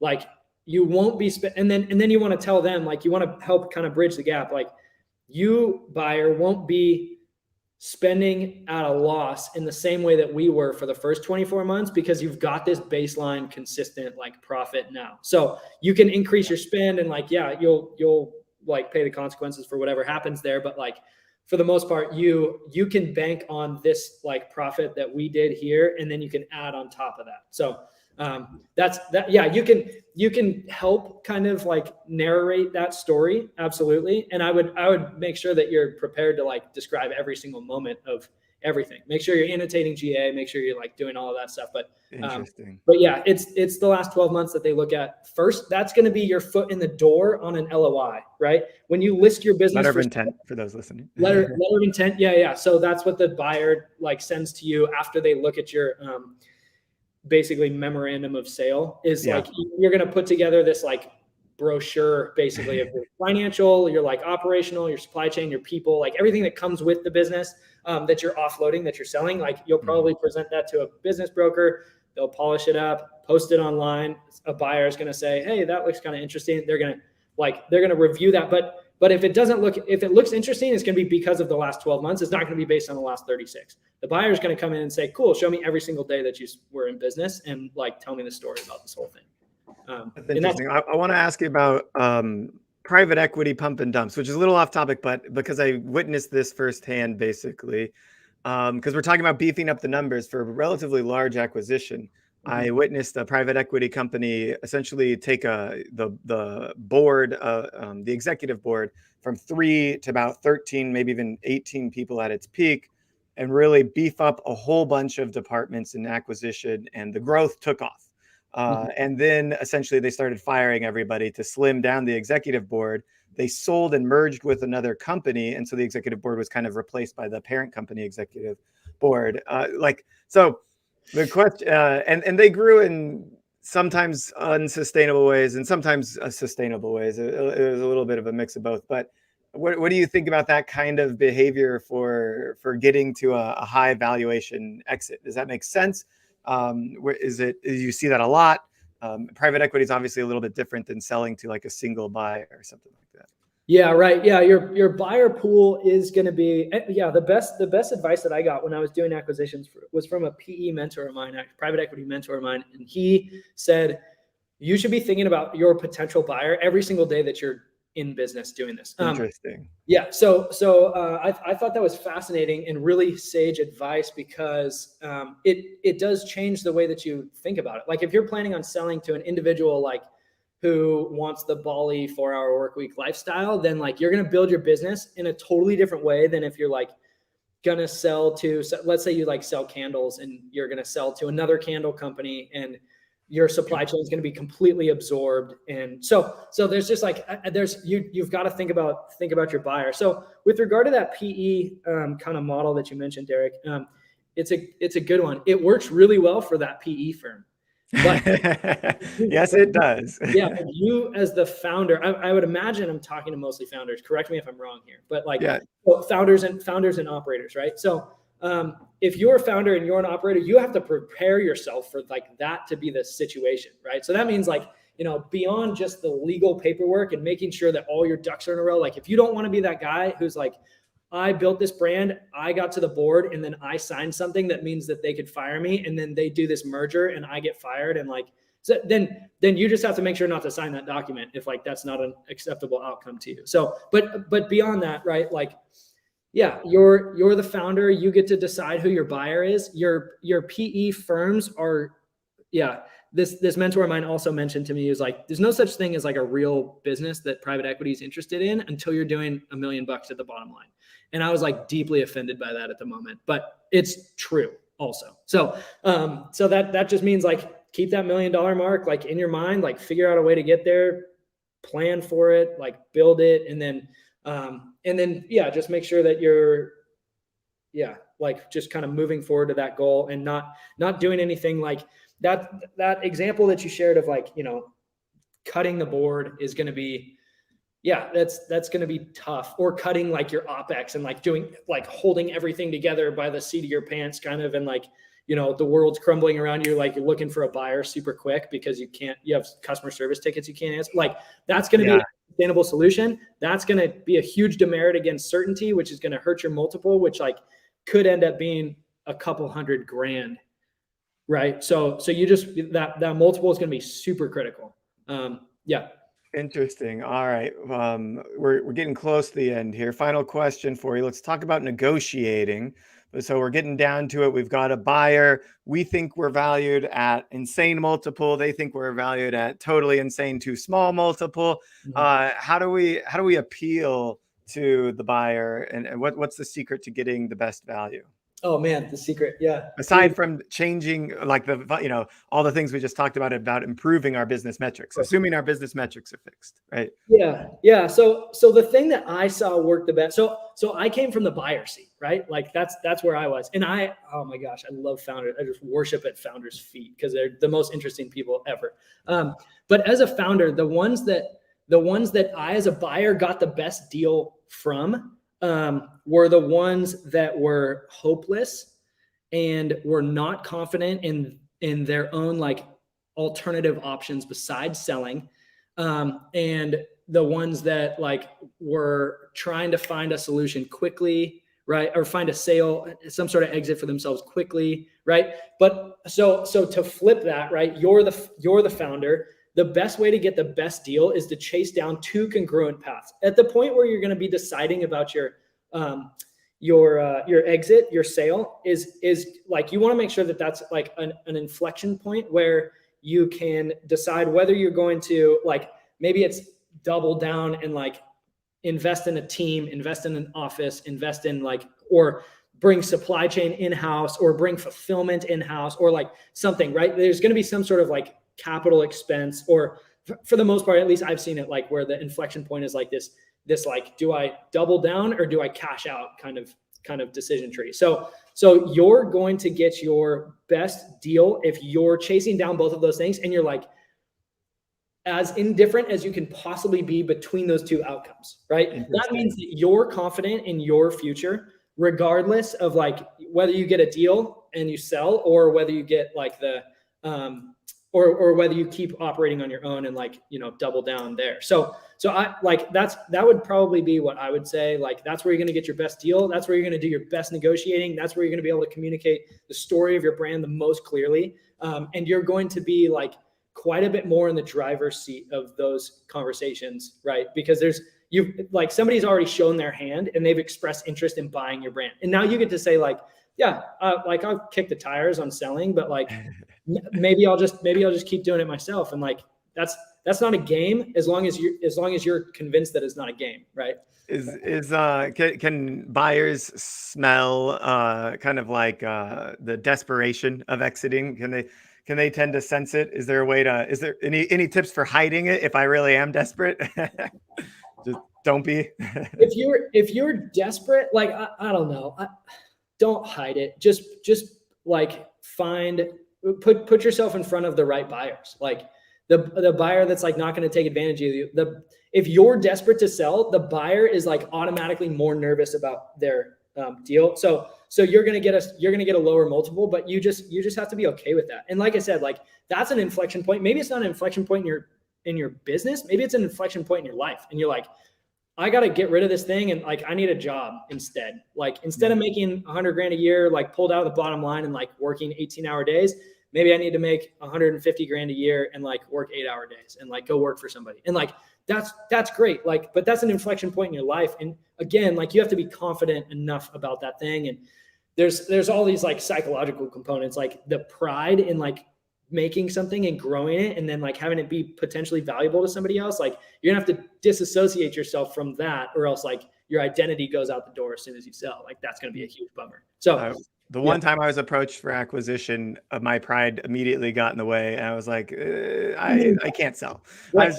That was my answer. You know, actually, I can't sell. So I totally understand. It was because I wanted to continue to build something great. I wasn't ready. So great. Then don't sell. Yep, absolutely. All right, awesome, good stuff, Coleman. Where and when can people get in touch with you? When would they want to connect with you? How could you help brands or help them through acquisition, or what else? Yeah, of course. Yeah. I do like some light kind of acquisition consulting, coaching, that kind of stuff. Like hopefully you can tell, like it's what gets me super excited. This isn't just caffeine. It's like passion. Right. So, and then my current brand is called Coleman Stock Capital. We're, just an operational growth equity firm. And so it's kind of just oriented around incentive alignment with founders who I already expressed my, deep admiration for, and myself, who's, interested in growing brands, helping people sell and get like recognized real value for their passion projects. My email is Coleman@Coleman Stock Capital, and those are probably all really challenging words to spell. I'll get it here in chat in just a second, and I've also plugged your LinkedIn earlier so people can connect. And if you shoot me an email, in my signature is my Calendly link, and I like those are the happiest 45 minutes of my entire week all the time. So awesome. Email him. Yep, do it. Well, thanks for giving back to founders and helping them through what can be a very arduous process. Coleman, thanks so much for all the ideas, feedback, and advice. Of course, happy to help. All right, we're going to go right into our next session. Talk to you later. Talk to you soon, Derek. See ya. All right. Earlier we saw Good Carts talking about components of plugging in to additional cause-oriented brands. Now we're going to flip it around and talk about how you can stop giving discounts and start giving money to charity and actually make more money in the process. It is quite innovative, and I'm proud to have Andrew on from Gives to talk about this process. Andrew, how's it going? Going well. Thanks for having me, Derek. Excited to be here. Absolutely. Thanks for joining and jumping in. I know it was a little last minute. People might not have saw you on the docket yesterday. And that was because we had a cancellation that you were able to fill. So thanks for joining us on that. If you'd like to share your screen, I just lost it here in the back end, and I can bring it up here and we can. I figured I could do the 1 minute kind of spiel and then share the screen so people aren't like trying to figure out what's going on while we do the quick deal as to like what we've seen in the market, if that makes sense. And then I can prove it to me, because there's somebody doing discounts right now that's like, there's no way I'm going to give to charity instead of telling my customer 15% off and expect to make more money. That's just there's no way. Yeah.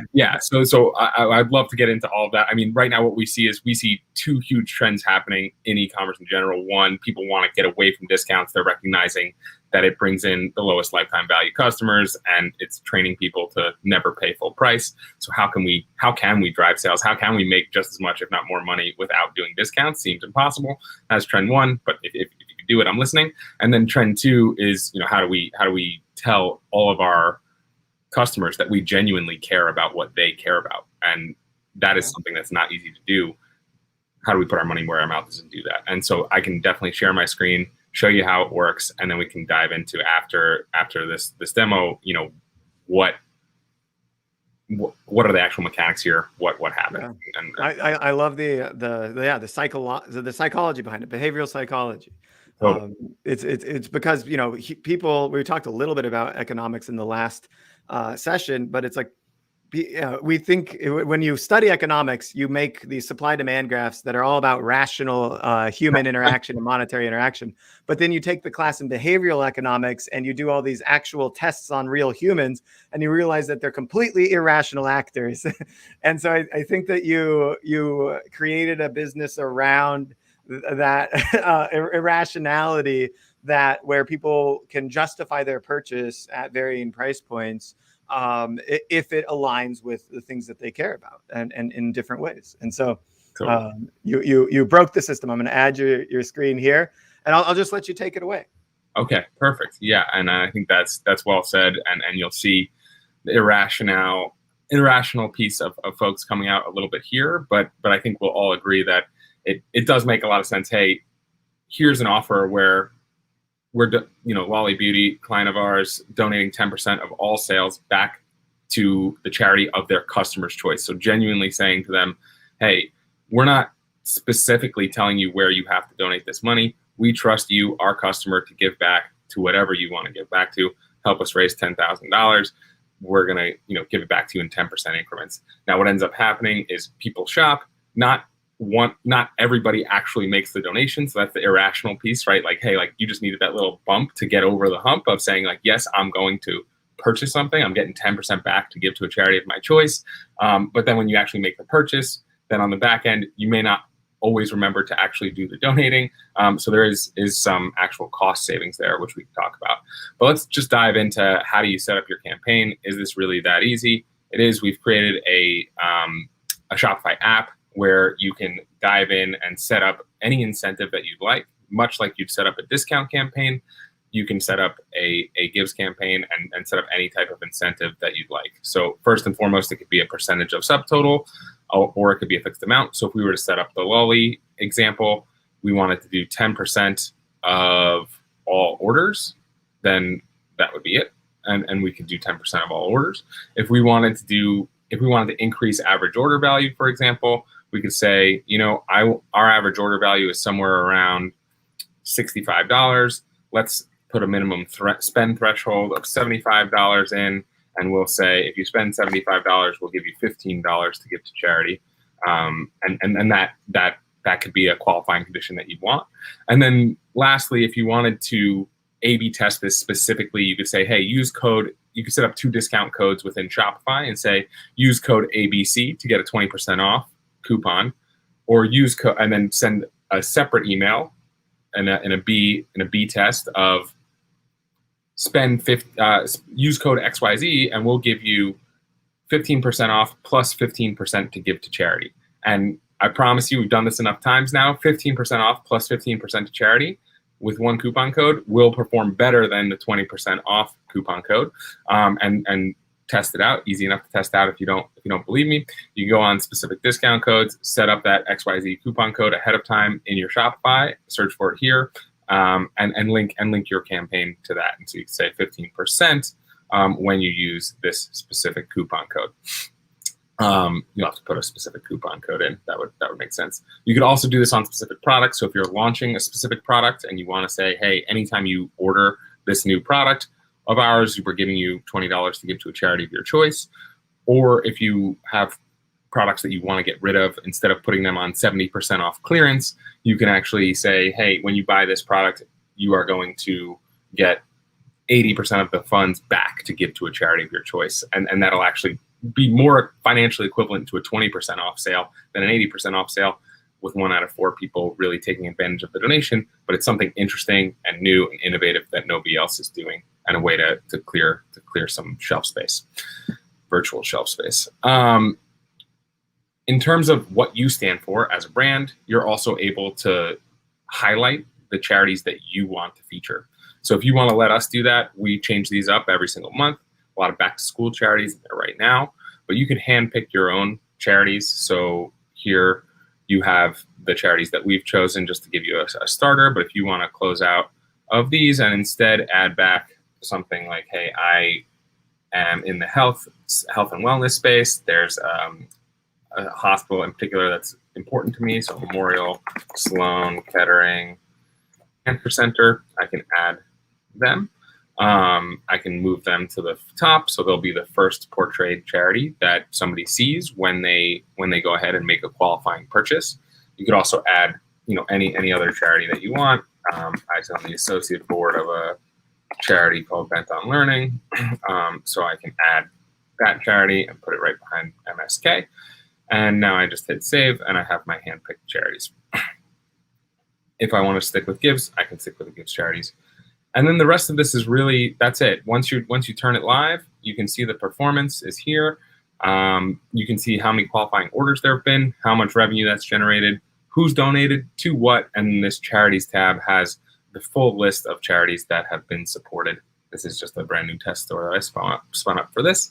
But this would display all the charities that have been supported. You can really understand what your customers care about, which of your highlighted charities are resonating, and which other charities are just getting donations even though you haven't highlighted them. Is there some sort of pattern in that data? You can break this all out by type of charity. Are your customers really focused on the environment? Are they really focused on pets? How do they actually shake out when it comes to giving money to charities they truly care about?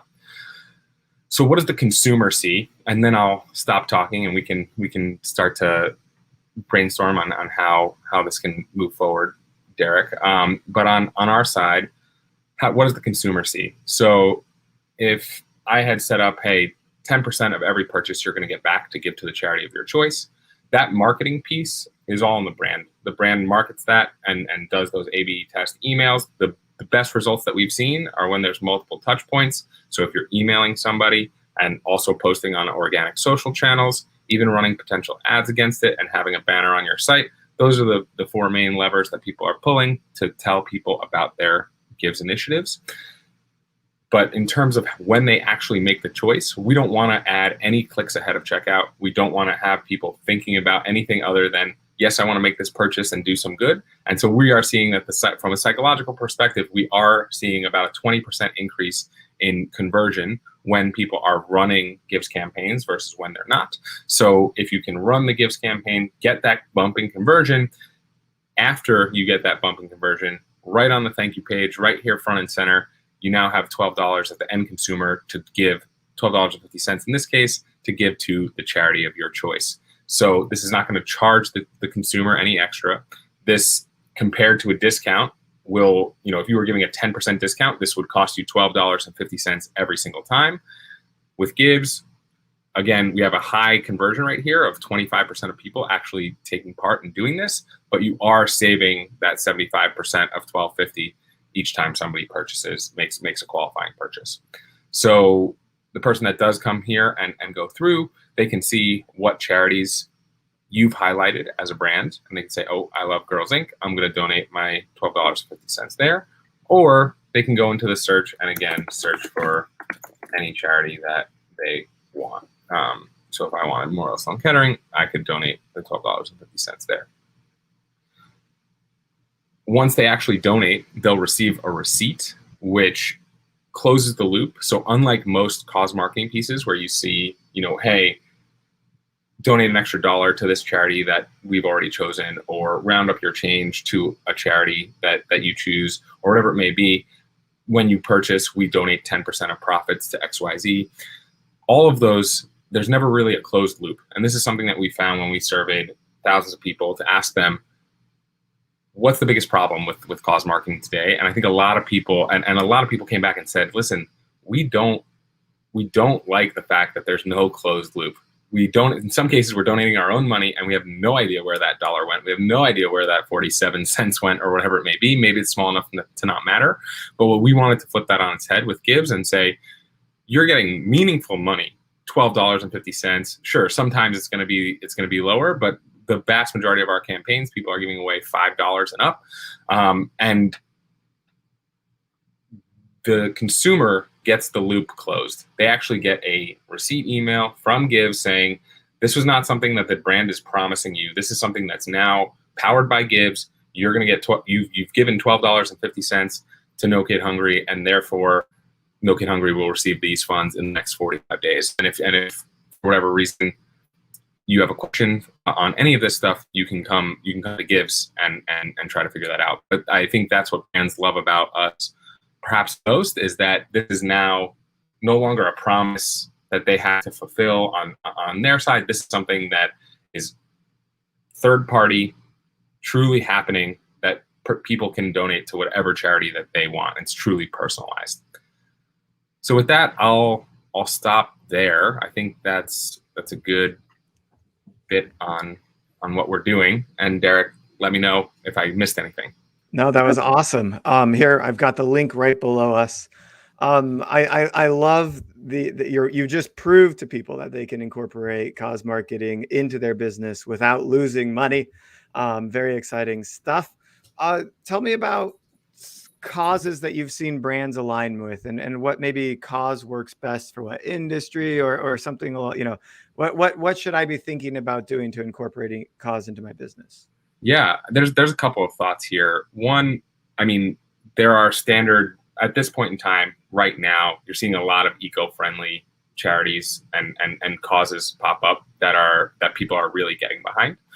So I think eco-friendly, anything to do with the environment, with cleaning out the oceans, with getting rid of plastics. I think there's a large movement that's going on there. Probably no surprise to anyone. I think one thing that we all know in our heart of hearts is that animal charities are always something that is supported, that always perform better than you might think, and our data proves that out as well. You find pet companies and pet charities easy hand in hand? Pet companies and pet charities absolutely crush. Yeah. Any company and pet charities works surprisingly well. It's a universal thing, yeah. It's a universal thing. People love their pets, and it's something that is nice to see. I think something that is in maybe more interesting side of things. I think for a long time there was this stigma around, having people unable to chase current events, and people saying like, hey, like if you're gonna do something where there's an earthquake in Haiti, and now all of a sudden if somebody buys from your store, you're gonna give them money to give to people in Haiti, that could be seen somehow miscategorized as capitalizing on what's happening in Haiti. I like to take any opportunity to try to stomp that out, because if I'm a store owner and I wake up and there's a catastrophe somewhere, there's only so much I can do as an individual. I can either wake up and send a discount code that day to my to my audience, or I could say, you know what, I'm going to do something to help, and that's send real dollars to real charities that are helping on the ground there, while still growing my business. I don't think that should get a bad rap that it does. Yeah, it's not an audience chasing kind of thing. And on the sustainability front, I'm sharing in chat here a session that a good partner of ours, Chrissy, did a while back I think it was at the last Digitally Native Vertical Brand event. And we'll share that in the show notes as well, so that people can look to that session on sustainability. So when it comes to the Gives platform, Andrew, tell me what's next for you guys. Where is Gives heading as a platform, and what can we expect to see in the future from you? Yeah, so big next piece of our product roadmap is going to be helping brands with the pre-purchase marketing of this. We've now been doing this for over a year. We have all of the best practices. They're kind of bottled up within our company, and we'd love to start sharing that with brands. It's the number one question that I get. Somebody signs on, they say, this is fantastic, I want to start tomorrow.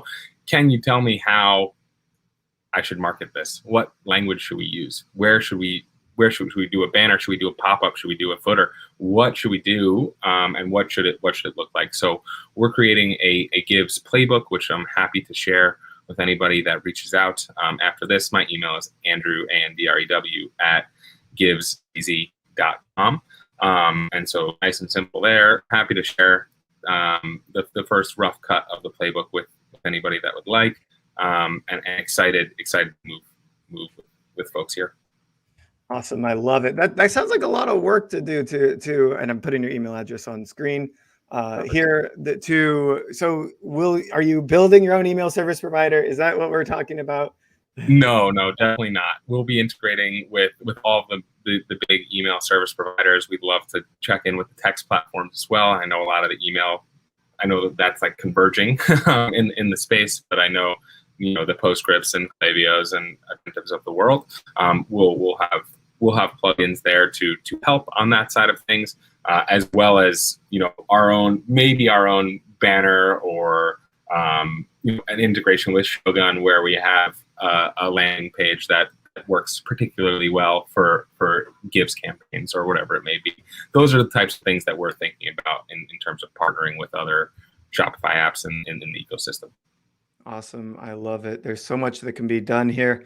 I'm so excited to see the future of Gives. We're waiting on our next presenter who should be here in just a minute. So if you've got some time to stick around, let's keep the conversation going around perhaps let's take it a little bit broader. So these causes that people are donating to, you mentioned a feedback loop in which the customer is seeing an actual receipt. How did you come up with this idea? And are there any other places where we could be inputting feedback loops, even outside of cause marketing, into the rest of the business that that people might be missing out on? Yeah. So when we started, we actually were a Venmo for charity direct-to-consumer app. So the receipt piece was super important to people because they were donating their own cash. But for all the corporate giving side of things, receipts or confirmation that your money went there was always going by the wayside because it wasn't their cash, and people assumed that maybe people didn't care as much. But when we went out and surveyed folks, that was the number one thing that they wanted to know. Like, hey, I actually, even though it wasn't my money, I want to know that the money got there or that the money is going there in some way, shape, or form. So I think that's really interesting. I think we could do an even better job. And if you're talking to me, 3-year roadmap down the line, what can we do even better? And hopefully sooner than that. How can we implement a better feedback loop other than just the money got there? Hey, this is what your money did, or at least this is what the charity has done in the past 6 months since you supported them, no matter how big or small your donation was. This is what's happened with that charity in the past 6 months, but do it in a way that's not, nobody wants to be added to the list of the charity that ends up emailing them over and over and asking, begging for money. It's about proof. Yeah. So how do you do this? And so I think we can ultimately be the consumer platform there as well, where we say, hey, you made a donation via H&M, you made a donation via Lolly Beauty, you made a donation via Terra's, but you made 3 different donations to 3 different places. Here's how they're all doing. Here's the latest update from them, and they update Gives, and we update everybody once a month or whatever it may be. Or you donated to the same charity over and over again, and maybe there's a more in-depth piece on that one charity that you've chosen to support throughout. That's interesting, and I think the future of e-commerce, as a consumer, the more that we shop, the more likely we will be kind of, not necessarily randomly, but because of platforms like yours, we'll be donating to charity here and there, and then we'll forget at the end of the year, how much we've actually impacted the charitable organizations. Well, that's one of my favorite stories from Gives from the past couple of years is really somebody emailed us out of the blue, and I really appreciate her emailing us to give us feedback. She had taken part in one of our campaigns. She had $10 to give to a charity of her choice, and she emailed us and she said, this is something that this is something that I just hadn't thought about in a long time. It's been years since I thought about what charity do I want to support, and I actually ended up giving my $10 to a charity that I used to volunteer at all the time. But more importantly, last weekend, I went and volunteered as well. So she sent $10 to the charity that she cared about. Then she went and volunteered. And that's the type of snowball effect that I'm really hoping to generate with Gives. Perfect. Awesome. Andrew, thank you so much for joining us. I appreciate the platform. And also personally, thanks for giving me your feedback the other day and helping me out personally. And I look forward to having you at future events. This is a platform that, I have to spread the word. It's kind of my duty to help people realize that they can give back to charities in a way in which it can grow the business and really help a lot of important causes out there. So thank you. Appreciate it. Thanks so much for having me, Derek. All right. With that, we're moving right into our next session with Kiro from Rush. How's it going? Can you hear me all right? Hey, buddy. Doing well. How are you? Can you hear Hey, me? doing great. Thanks for joining me. I'm looking forward to this. I'm going to go ahead and bring your screen up here. And when we demoed this platform the other day, I was Correct. just really like, these guys are on to something from a different angle. We have seen certain components touching around your platform. We talked about thank you pages a few times throughout this event. We have talked about mitigating tickets around where's my order and stuff like that. But you approach this in a different way, really from an operational standpoint, which is what I like so much about it. So with that said, I'll let you take it away, explain what Rush does, give us the hard pitch. I'm looking forward to it. Thanks. Thank you so much for putting me on the event, Derek. And without further ado, we are a fairly new startup. We are Rush, and we tend to believe that we are going to be fixing the issue and be the only solution between when your customers on your Shopify store are going to create the order up until the unboxing, and we're going to be the one that are going to just fill the gap. It's been a while, and over the past 6 months, we've been on a good growth phase, and we've gathered some data. So I'm not going to be the one, coming up with the fake numbers and whatnot. I do believe that numbers and case studies are going to provide, that, a legit output. And we're going to speak today about a couple of things. One is retention. I do believe that this is the name of the game nowadays with the ever-rising cost of Facebook ads, Google ads, you name it. Shopify merchants, regardless of their size, whether they're going to be SMBs, dropshippers, big brands, they do need some sort of, a suite of tools in order to satisfy, their customers' journey after, they make the purchase up until they're going to just, bring them back into the vehicle and retain them for as long as possible. So with that being said, what you see on my screen is typically like a markup on our tracking page, which is exactly where the miracle is happening. And I'm going to speak about it in a second. And a couple of things and a couple of notes that I just, touch base on why, neglecting your customers once the purchase is completed is technically losing you money.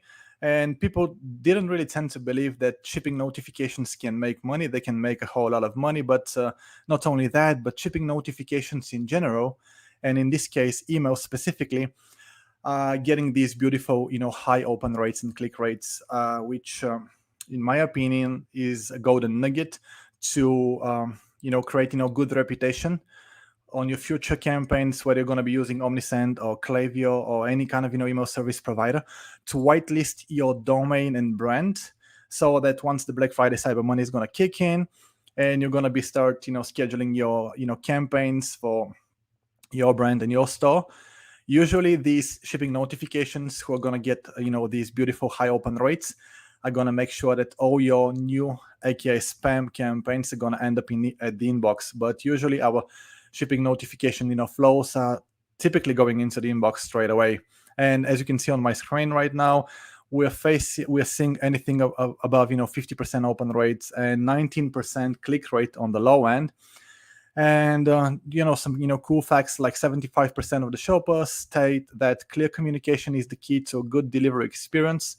And a shy of 38% are expecting to get notified immediately in an event of an issue. And when I say an event on an issue, it's the coming up Black Friday, Cyber Monday weekend, where typically the expectations are going to be like 20% of all packages are going to get delayed. And that's a bold statement. And that's probably what many Shopify merchants are going to have as a challenge. And on that note, why wait until your customers are going to get angry and pissed at you? Like, just, plug in a tool like Rush, make sure that you're going to, get the best out of us in terms of, the way that we push, data across, multiple, integrations like Klaviyo, Omnisend, and some, cool review apps, and make sure that you can use the right triggers and flows to notify your customers at the right time for the right event, and just, make them happy and satisfied across, the whole journey up until they're going to get, their shipments and parcels delivered. And a couple of cool things that we see on the screen. This is what typically we can do, and we went down the rabbit hole in terms of personalization. So like a couple of use cases on top of my mind. You have some in-transit items. They're actually getting in transit for more than 7-10 days. You can definitely achieve that level of customization with Rush, and without waiting for USPS to notify your customer or yourself, in a sense, or the item is being delayed. It's getting delayed either way. You're notifying your customers, and you can just play. You can communicate better with your shipping carriers to resolve any issues potential coming up on top. And once again, legit screenshots, 50% open rate, 17% click rate. And these emails just making money every single day. And speaking about making money, this is what typically our customers and clients who are using Rush, anything in the ballpark between 1,000, 3,000, 5,000, 10,000 shipments are used to getting results like that. 62% click rate. I'm sorry, open rate. 18% click rate, and just printing money day in, day out every single day, just because they're gonna leverage the data that we're gonna capture from the shipping carriers, and every single bit of information can be technically used as dynamic property. And these properties are super useful and handy to notify your customers once again on a potential issue of a delayed shipments, or for example held at customs, or I don't know, just staying at pending mode for quite a while, meaning that your warehouse is, I don't know, pushing the items out, but for some odd reason is getting stuck at the warehouse. You can take advantage, notify your customers, and typically, going back to my original thought, shipping notifications are not taken like promo campaigns, Black Friday, Cyber Monday campaigns, like July the first campaigns. It doesn't really. What I mean is that they don't. People once they receive them, they don't think that they're gonna be sold on something, and this is why these open rates getting these eyeballs on scale. And technically, you can soft sell them easy as that, just by notifying them, making sure that they're gonna get the right order status, and then you can just promote more complimentary products to them every single day. More cool data in my opinion, and this is based upon our Google Analytics, and this is, I think, the last 30 days across all our customers at the moment. As you can see on my left hand side, the number of sessions per user is 2.66, and this is typically the amount of sessions that a single customer is gonna create through these shipping notifications to go to your tracking page to get to know about the order status. And once again, this is a great moment for you to put them in the right shoes, make sure that they're going to be treated nicely, and I don't know, show some more relevant content, more social proof, and more upsell, cross-sell, complementary products, and just continue on building that retention mode on scale and on steroids, while using that kind of velocity of people getting into your ecosystem at your brand, and just maximizing the efforts and putting up some more dollars to your bottom line. Some cool stats from a current customer. It's a great supplements company called Primal Harvest. This is what they've received and achieved over the past 30 days. On the left-hand side, this 2,000 USD brought up directly from the tracking page. But the interesting part here is that, as I've said it a couple of times, the CTR back to the website, aka all the visitors who are going to end up on your tracking page, who are going to look up the order information, 20% of them are going to click through and look for more complimentary products and just spend more money every single day. And as you can see, once again, the Klaviyo flows in this case, like rush order shipped, delivered out for delivery, just printing money every single day. And something that we like to brag about is we always guarantee, regardless of your size of your business, anything between 10 and 50x return on your investment based upon your subscription plan that you're gonna start with Rush. Even though you can start on a 3 plan, then scale once your business is gonna grow up over time. We are gonna be definitely here to support you. We're gonna handhold you, and we're gonna make sure that you're gonna get the best setup to get the best results out of Rush. Some cool things once again coming up from our great customer, Primal Harvest. On the left hand side, like a typical branded email copy template. This is the whole path. Your customers are going to get notified. They're going to receive an email, SMS, or push notification in regards if you're using our integration with OmniSend. They can click on a track your package button. And why we're actually different than other companies in the same category, we always are going to dynamically populate the most recent status for your customer, for the order ID, and for the right customer product ID. So meaning that if you go on right now on rush.app/Primal track, you're going to be redirected to a live version of that tracking page right now. You can see the whole layout, the way that we built the page for them, the banners, which are gonna once again increase their brand popularity. They're gonna incentivize the people once again to click through, provide them with some good perks and discounts. And at the bottom, as you can see, this is our internal upsell cross-sell functionality, which is working like a charm, because we built it in a sense to have the opportunity to either show recommendations products or newest products collections, or just build your own custom collection that is gonna by default exclude what people are gonna receive, your customers are gonna see as part of the items in the order box in the middle of the tracking page right here. So every single time, regardless if the current product is within the customs collection, is going to get excluded just because it's been shown on the tracking page itself. And further down, they're going to just continue on looking up some more complementary products. And regardless if you're a supplements company, a health beauty company, or clothing and apparel company, these kind of shipping notifications are working every single day, and these kind of tracking pages being like a bucket for returning buyers to create that satisfaction on steroids and make sure that they're gonna experience that Amazon kind of Amazon FBA Prime experience, and this is what we're trying to kind of duplicate and mimic, and I think that we're doing a good job. I'm gonna touch base because I'm not really sure how into the interview we're going right now and how much more time I have, but you've got a few more minutes. Cool. That's good. So couple of features. I don't like to speak about features. I always like to speak about the benefits, the value props, and we're going to touch base on them in a second once again. But out of the gate, you're going to get a custom branded tracking page in a couple of layouts. Plus, we can unlock the code for you.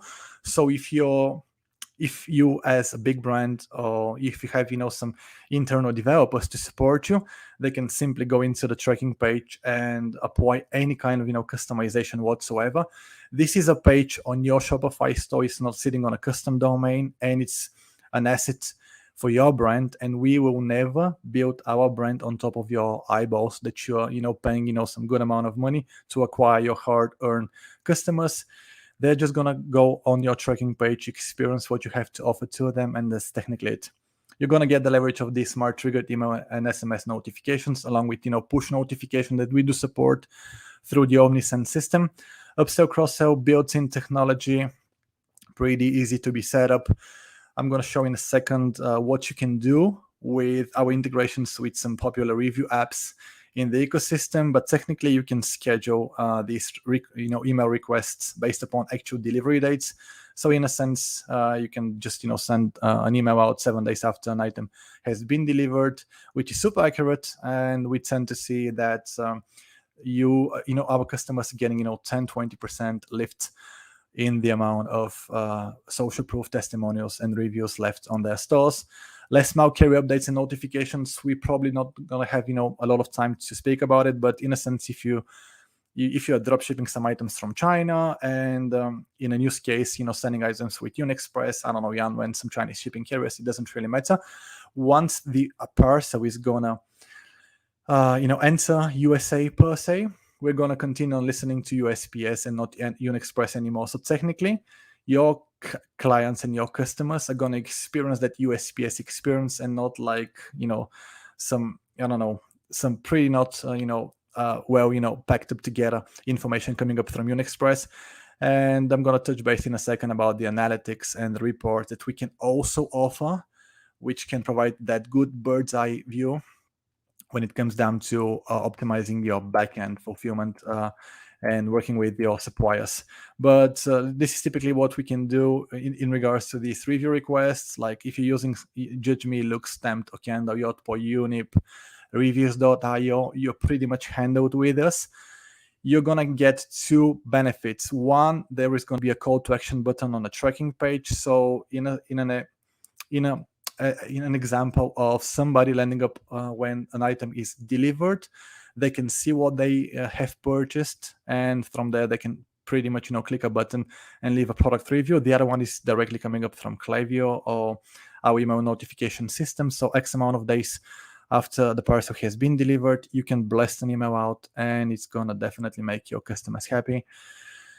Speaking about the real-time reports analysis, this is something that is coming up straight from the database. We're not going to leverage any third-party tools like Google Analytics, like some of our competitors are doing. All the data is completely taken from your store, and we can definitely follow to the letter every single bit of KPI. So in a sense, you can see a breakdown by some shipment statuses. You can see a breakdown by carrier, even breakdown by country, or breakdown country per carrier. And you can see, for example, some KPIs like minimum days to deliver, average days to deliver, and maximum days to deliver. And on the other hand, we can break down, for example, from an order to fulfillment, from pending to in transit, from in transit to out for delivery to delivered. You will get that good overview about how well your carriers and your fulfillment is performing, and you can definitely push the right message to your customers and treat them correctly with setting up the right expectations. And this naturally is going to go to what we're going to be putting up quite soon, and we call it smart delivery, smart estimated time of arrival, which is going to be a mixture between what we are going to get from the carriers like USPS, DHL, so these popular carriers, along with the Chinese ones as well. And we're going to bundle it together with the millions of shipments that we currently process on the back of the software. And we will likely have the better accurate numbers in terms of the transit times. Plus, we're going to allow customers to put some days on top in regards to the upcoming Black Friday, Cyber Monday season. And that smart ATA is going to be available under the add to cart button, on the checkout page, on the order confirmation page, and on the tracking page as well. So we're pretty excited about it. It's currently in the works, and it's going to be out quite soon. If you're just curious about, we support more than 600 carriers, so it's likely that we don't support your carrier. And if you have some specific use case, just let us know. Shoot us a message on our support desk, and we are definitely going to be there for you to help you out. Let's recap on the benefits once again. Why we believe that utilizing a shipping software in a more sophisticated fashion, we definitely guarantee that you can increase your customer satisfaction. That's number one. You're going to lower the amount of where is my order emails at least by 50%, if not 70 to 80%. We are seeing it across the board, and our customers are just loving it for that, because you're going to make some more free time for your family. Have a BO2 without worrying about going to the inbox and seeing, for example, some angry faces coming up every once in a while. Save some time and money. Derek, are you here? I'm here. Keep going. Okay, good. So I'm going to just recap in a second, but save time and money on your customer support tickets. Make sure that you're not going to get some stupid unnecessary disputes, chargebacks in PayPal, Stripe, or these payment gateways. Why? Because you're notifying your customers, and you're not giving them a reason to go back and just open a dispute, a case, whatever the case might be. Build your brand with every shipment you're going to be sending. It's your brand. It's your branded tracking page. These are your branded shipping notifications, not ours. And your customers are going to love you for that. And last but not least, you're going to increase the revenue, and you're going to increase the repeat purchases. And if you like what you're seeing so far, I know that we have a limited time, and I have so much more to cover. I'm probably going to need, 1 more hour in order to go, super in depth into the software. But yeah, for the people who are going to be right now on the call, we offer 7-day free trial plus 30% off for the eCommerce Tech members. And even though we are a fairly new startup, we are pretty confident that we know that we've built something, pretty sophisticated together. And so far, we have 55 reviews, probably up until today, with an average, 5.0, star rating. And yep, that's technically it in a matter of 15 minutes. But hopefully, you like what you're seeing, and I'm gonna just, take it to Derek right now. Awesome. Thanks so much. Yes. And the two things that I was blown away with, the first, of course, the 600 carriers that you link into the system so that we can have better tracking of our packages. And then second, that dashboard that shows where are all of our packages. As an operations manager, you don't always get to see that at various stages. And it was the ones that were hung, the ones that like checked in here, but haven't gone out for delivery, the ones that are hung up somewhere, where I was like, oh, you can see which packages are hung up, and then update the customer proactively, letting them know, hey, your package is kind of like hung up in the mix. We're investigating where it is. Don't worry, we'll figure it out. Like to just let them know. So like you said, they don't just like say, this whole thing's a scam, we're gonna just, charge it back or whatever. So I think that's quite brilliant.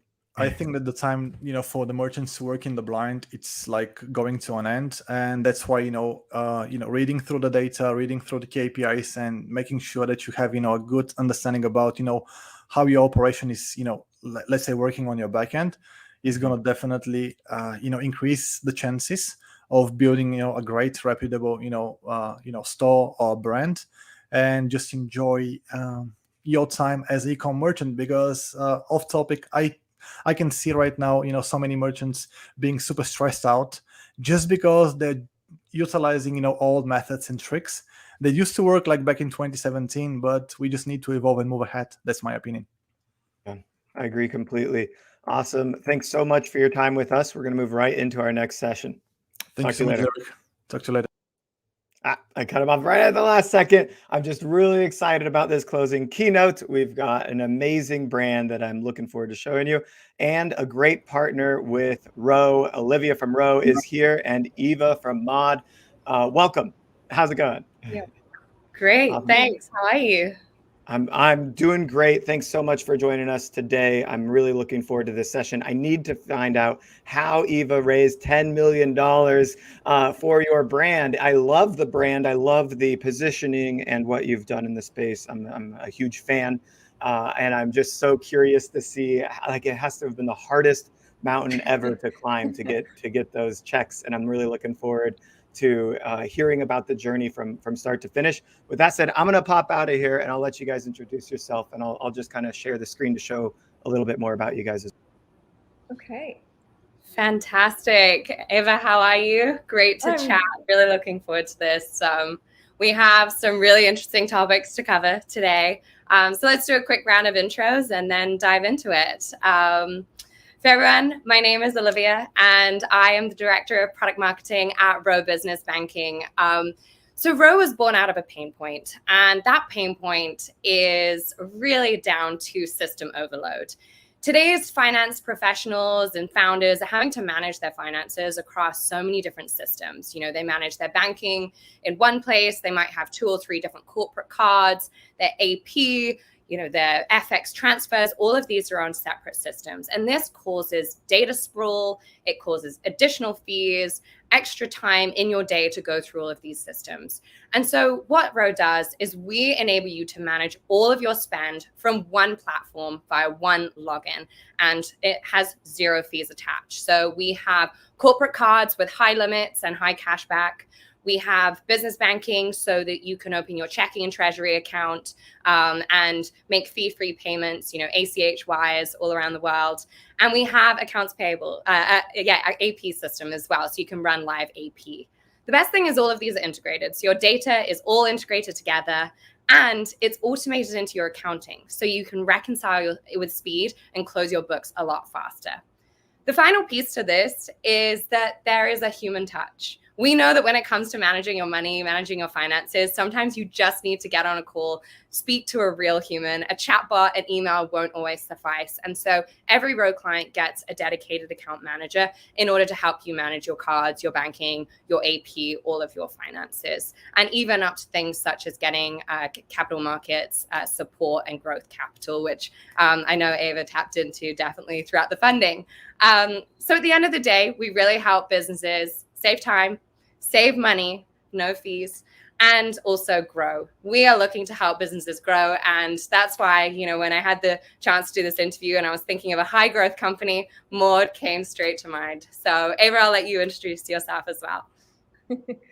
Well, thank you. And I'm glad to be a partner of Row, which I can explain why in a second.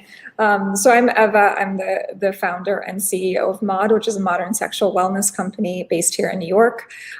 We've been around for about 3.5 years, and we take a holistic approach to sexual health. So, you know, we have products for sort of before, during, and after. We've been covered in a ton of press, and I think that we're really leading the way in creating a new sort of generation of sexual wellness brands, and also changing perception around what sexual wellness is and where it fits into people's lives, and then obviously where you buy it, et cetera, and what the retail landscape is doing. So I'm really excited to be here to talk to you about how we raised money and all of the, you know, the mountain that it was to climb, and how we got to 10 million.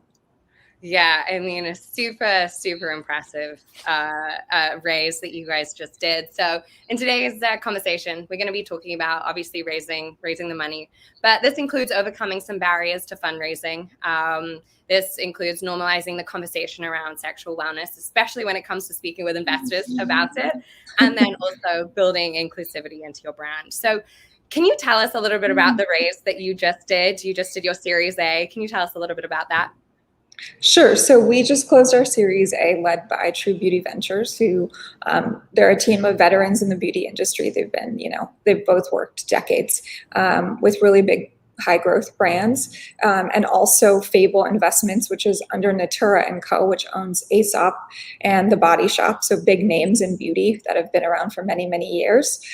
We've also were invested in by Endeavor, so William Morris Endeavor, and a couple of other partners around the globe. So out of every raise, this was actually the easiest. I've done 4 of them, but this round came together. We did 5.8 million, which was an oversubscribed round, and we closed a couple months ago. So we're really, really proud of the achievement. It's the first sexual wellness company in over 7 years that has raised a Series A. I mean, it's really unprecedented, the numbers that you have and that you've achieved. So really excited to dive a little bit more into that. And I want to start with a question that, you know, isn't necessarily talked about all the time, and it's a bit taboo, but we're on the topic of taboo here. And that is, you know, the fear around investing. And I think we talked about it on the phone the other day. And I'm sure a lot of founders have this fear when they're going into a new round. So can you talk a little bit about that? Yeah, I mean, it's really depending on where you come from and, you know, what network you have, et cetera. Fundraising can be really scary, and it can feel really like it can feel very, sometimes it's nebulous. You don't even know where to start. There's not one roadmap to how to raise money. And so I think for me, it was really about starting from square one and building relationships over a really prolonged period of time and making all of the mistakes that you could possibly make, which I hope I can impart that knowledge on, you know, friends around me who are raising money to not do. And so it's one of those things that I think it's very much, it's about how you educate yourself, who you spend time with, and how you build relationships, and then learning really what the capital is that you need for your business, because that's actually a piece that doesn't get talked about quite often, which is like, how much money do you actually need? And is this a really fundable business? Right, exactly. And how did you do that? Did you have a mentor that you worked with really closely? How did you build that network? Where did you even start? So the first thing to note is that I've been in startups for many, many years. I was one of the first employees at Everlane. I was like number 7. Before that, I was at another consumer company. So I was around e-com well before it was really how you sold all products. And that helped in a lot of ways, just seeing the ground floor of a company that has done so well and grown so much. So that's number one. Not everybody can have that experience because they're not as old as I am. But I think in terms of if you have the opportunity to work at a startup at an earlier stage, it's really helpful. The second thing was that I took courses. I did a course at Harvard, and then I also came to New York. I was living in LA at the time, and I came to New York and started building out network and I was in an incubator for the summer. And so just even though at the time it felt like an idea, I was really trying to lay the groundwork so that I could properly raise. I still made a lot of mistakes, but I was at least learning the language. And that was really helpful. Yeah, I bet. And look, it's a very complex space, and raising that capital to cover inventory, it can be really tricky for a lot of businesses, and educating themselves, getting that right network. I'm really interested to hear about what the landscape looks like for you in terms of finding investors that were diverse themselves. I know that you're one of 90 Latina women to have raised over $1 million in VC funding. Can you talk about when you were actually looking for investors, how that played into who you wanted to invest in Maud? Yeah, I mean, I knocked on every door, and I think, so let's just back up for a second, which is like matching the right stage of business with the right investor was, I think, the first big lesson, because I did a pre-seed round, and there are not too many pre-seed, especially institutional investors. So I was able to find a great lead, which is X Factor Ventures under Flybridge Capital. And X Factor Ventures is a smaller fund set aside specifically for female founders. And it was there that I met like one of my mentors. So, and that was literally a cold email to X Factor's website to say, this is what I'm doing. And I pitched them. In terms of finding diverse investors, I wasn't necessarily looking for just female founders. Maud is a gender inclusive company. And I wasn't necessarily looking for just founders that looked like me. I was looking for people that could really get behind the business and recognize that this is a global industry that needs to be disrupted. So we ended up, like I said, we had institutional capital then and then every round thereafter. And at the moment, I would say every round has primarily been led by female, whether it's the female investor at the fund or female focused funds. Mm-hmm. And our board is primarily female. But there are a lot of older white men at the table. There are a lot of younger people at the table. It's pretty diverse. We have a global cap table. So it's a business for people, and it's funded by people. Exactly. No, and I love that. And that leads to a really interesting point, which is, you're speaking about sex and sexual wellness at the end of the day. And as you said, sometimes it is speaking to male investors about this. And it typically is a taboo conversation. It's not something that everybody feels comfortable talking about even. Mm-hmm. So how did you even start to approach this conversation? In the early days, how did you start to sort of normalize that conversation? So I think one thing to note was that I always recognized that these are products that are for a basic thing that all humans do. So I wasn't afraid of the topic. I did not grow up like outward, I don't talk about this part of my life. It's not like you would have been me in high school for being the girl that would go start this company. But I think the point was that I just saw this as very much a part of the personal care umbrella. And so that's how I approached it. And then I do have to sort of give a nod to the fact that I've been married for a long time. I am a bit of an older founder. And so I think that I was able to walk in the room and not, I maybe once out of the hundreds of conversations I've had has anybody made me feel uncomfortable about the topic. But primarily, I think it was like tennis. Whatever I was sort of giving, I was getting back. And that was very much a professionalism and the ability to talk about this in a very matter-of-fact way.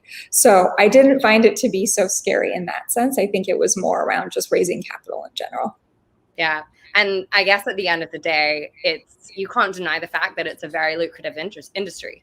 And it has a wide demographic of buyers too. I was looking at some of the stats, and by 2020, they predict that the global sexual health industry is expected to reach $125 billion US. And that's something that no investor can sort of bat an eyelid at. That is at the end of the day a lucrative business. So what does that look like in terms of the growth for you now that you've raised your Series A? What is that growth trajectory looking like?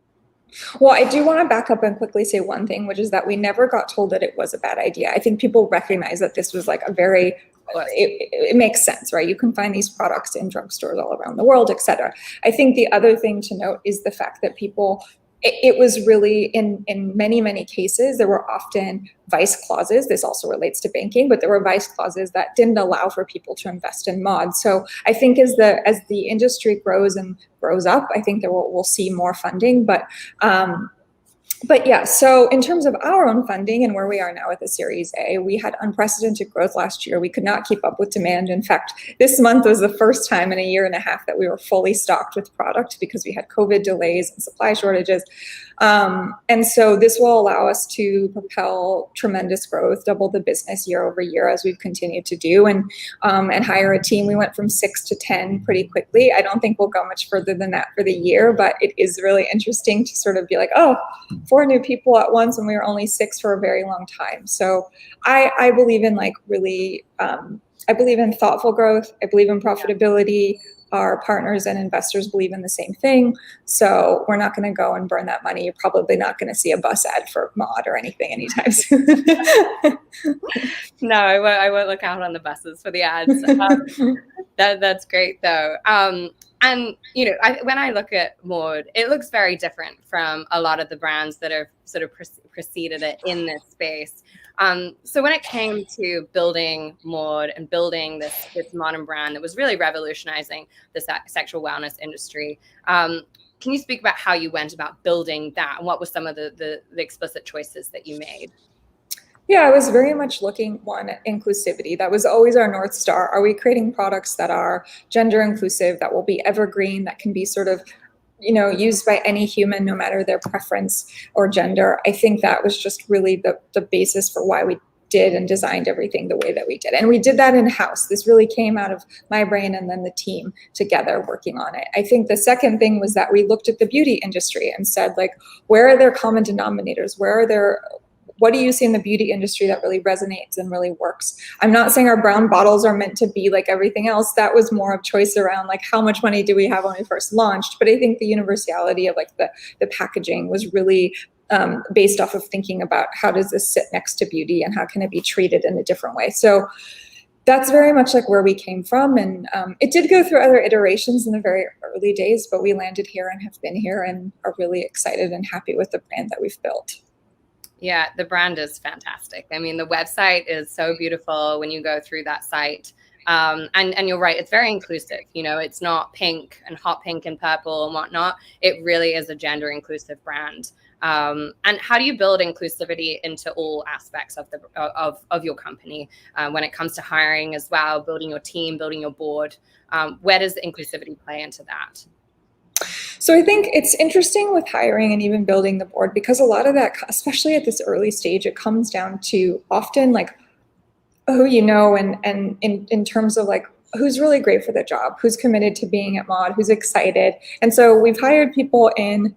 Rarely has it been that we put out an ad and we got like a line of people and that's how we thought about hiring. It's been more through network, which actually brings up a big issue around inclusivity, because you want to make sure that your network is really diverse and interesting. So we're primarily like that our team is primarily female or LGBTQIA. I think there's enough diversity on our team to at least, and then also from all over the country to sort of represent what we believe is our audience. But I think that we can always continue to be questioning, like, are we really speaking on behalf of and for all people? So that's one. And then in terms of just how it comes out as a brand, like our language, we have a very big brand book. This is like where I came from. So it's really looking at speaking in a certain tone and just making sure that we never sort of conflate gender and sex, and we always just treat this like a human thing, and we've stuck to that. Yeah, well, it definitely is ringing true through what I can see, and I think all brands can continue to push those efforts as well. So it's great to see a brand like Maud who really is taking it upon their shoulders to build inclusivity into it. So I think you guys have really done a great job there. Thank you. Of course. Looking at the time, we have a few minutes here. I wanted to just touch on retail. I see that you've just been picked up by some higher end American retailers, Nordstrom, Saks, Bloomingdale's. So what does it look like in terms of your channels? Are you going through an omni-channel approach? What does that look like for you in the future? Yeah, I mean, from day one, we wanted to be omni-channel because I think really, again, not to use this overused word, but like where the disruption happens is actually way downstream, like at drugstore level, but that will take time. I think for us, it was just always in our DNA to say, we're going to have really affordable products. We're going to, we're really going to make sure that this can sit on the shelf and that there's a complete assortment. So retail has always been in our purview. But I think right now it's about 80-20. It's like 80% D2C, 20% retail. And we have really great partners who are pushing the boundary on sexual wellness. And I think that they are paving the way for the trickle down effect to mass, and then eventually, to beauty, mass, and then eventually drug, et cetera. So I'm really excited. I still think there's a lot to do to make sure that sexual wellness is well represented across category and across stores. So we're trying. Yeah, well, no, it's a good start. It's a great start, in fact. And you were mentioning that you're fully stocked, which is really exciting. You obviously have Series A, which is great. We have Black Friday, Cyber Monday coming up. How have you prepared for that? And how do you get your, not only your business ready, but also your finances ready ahead of the Black Friday, Cyber Monday push?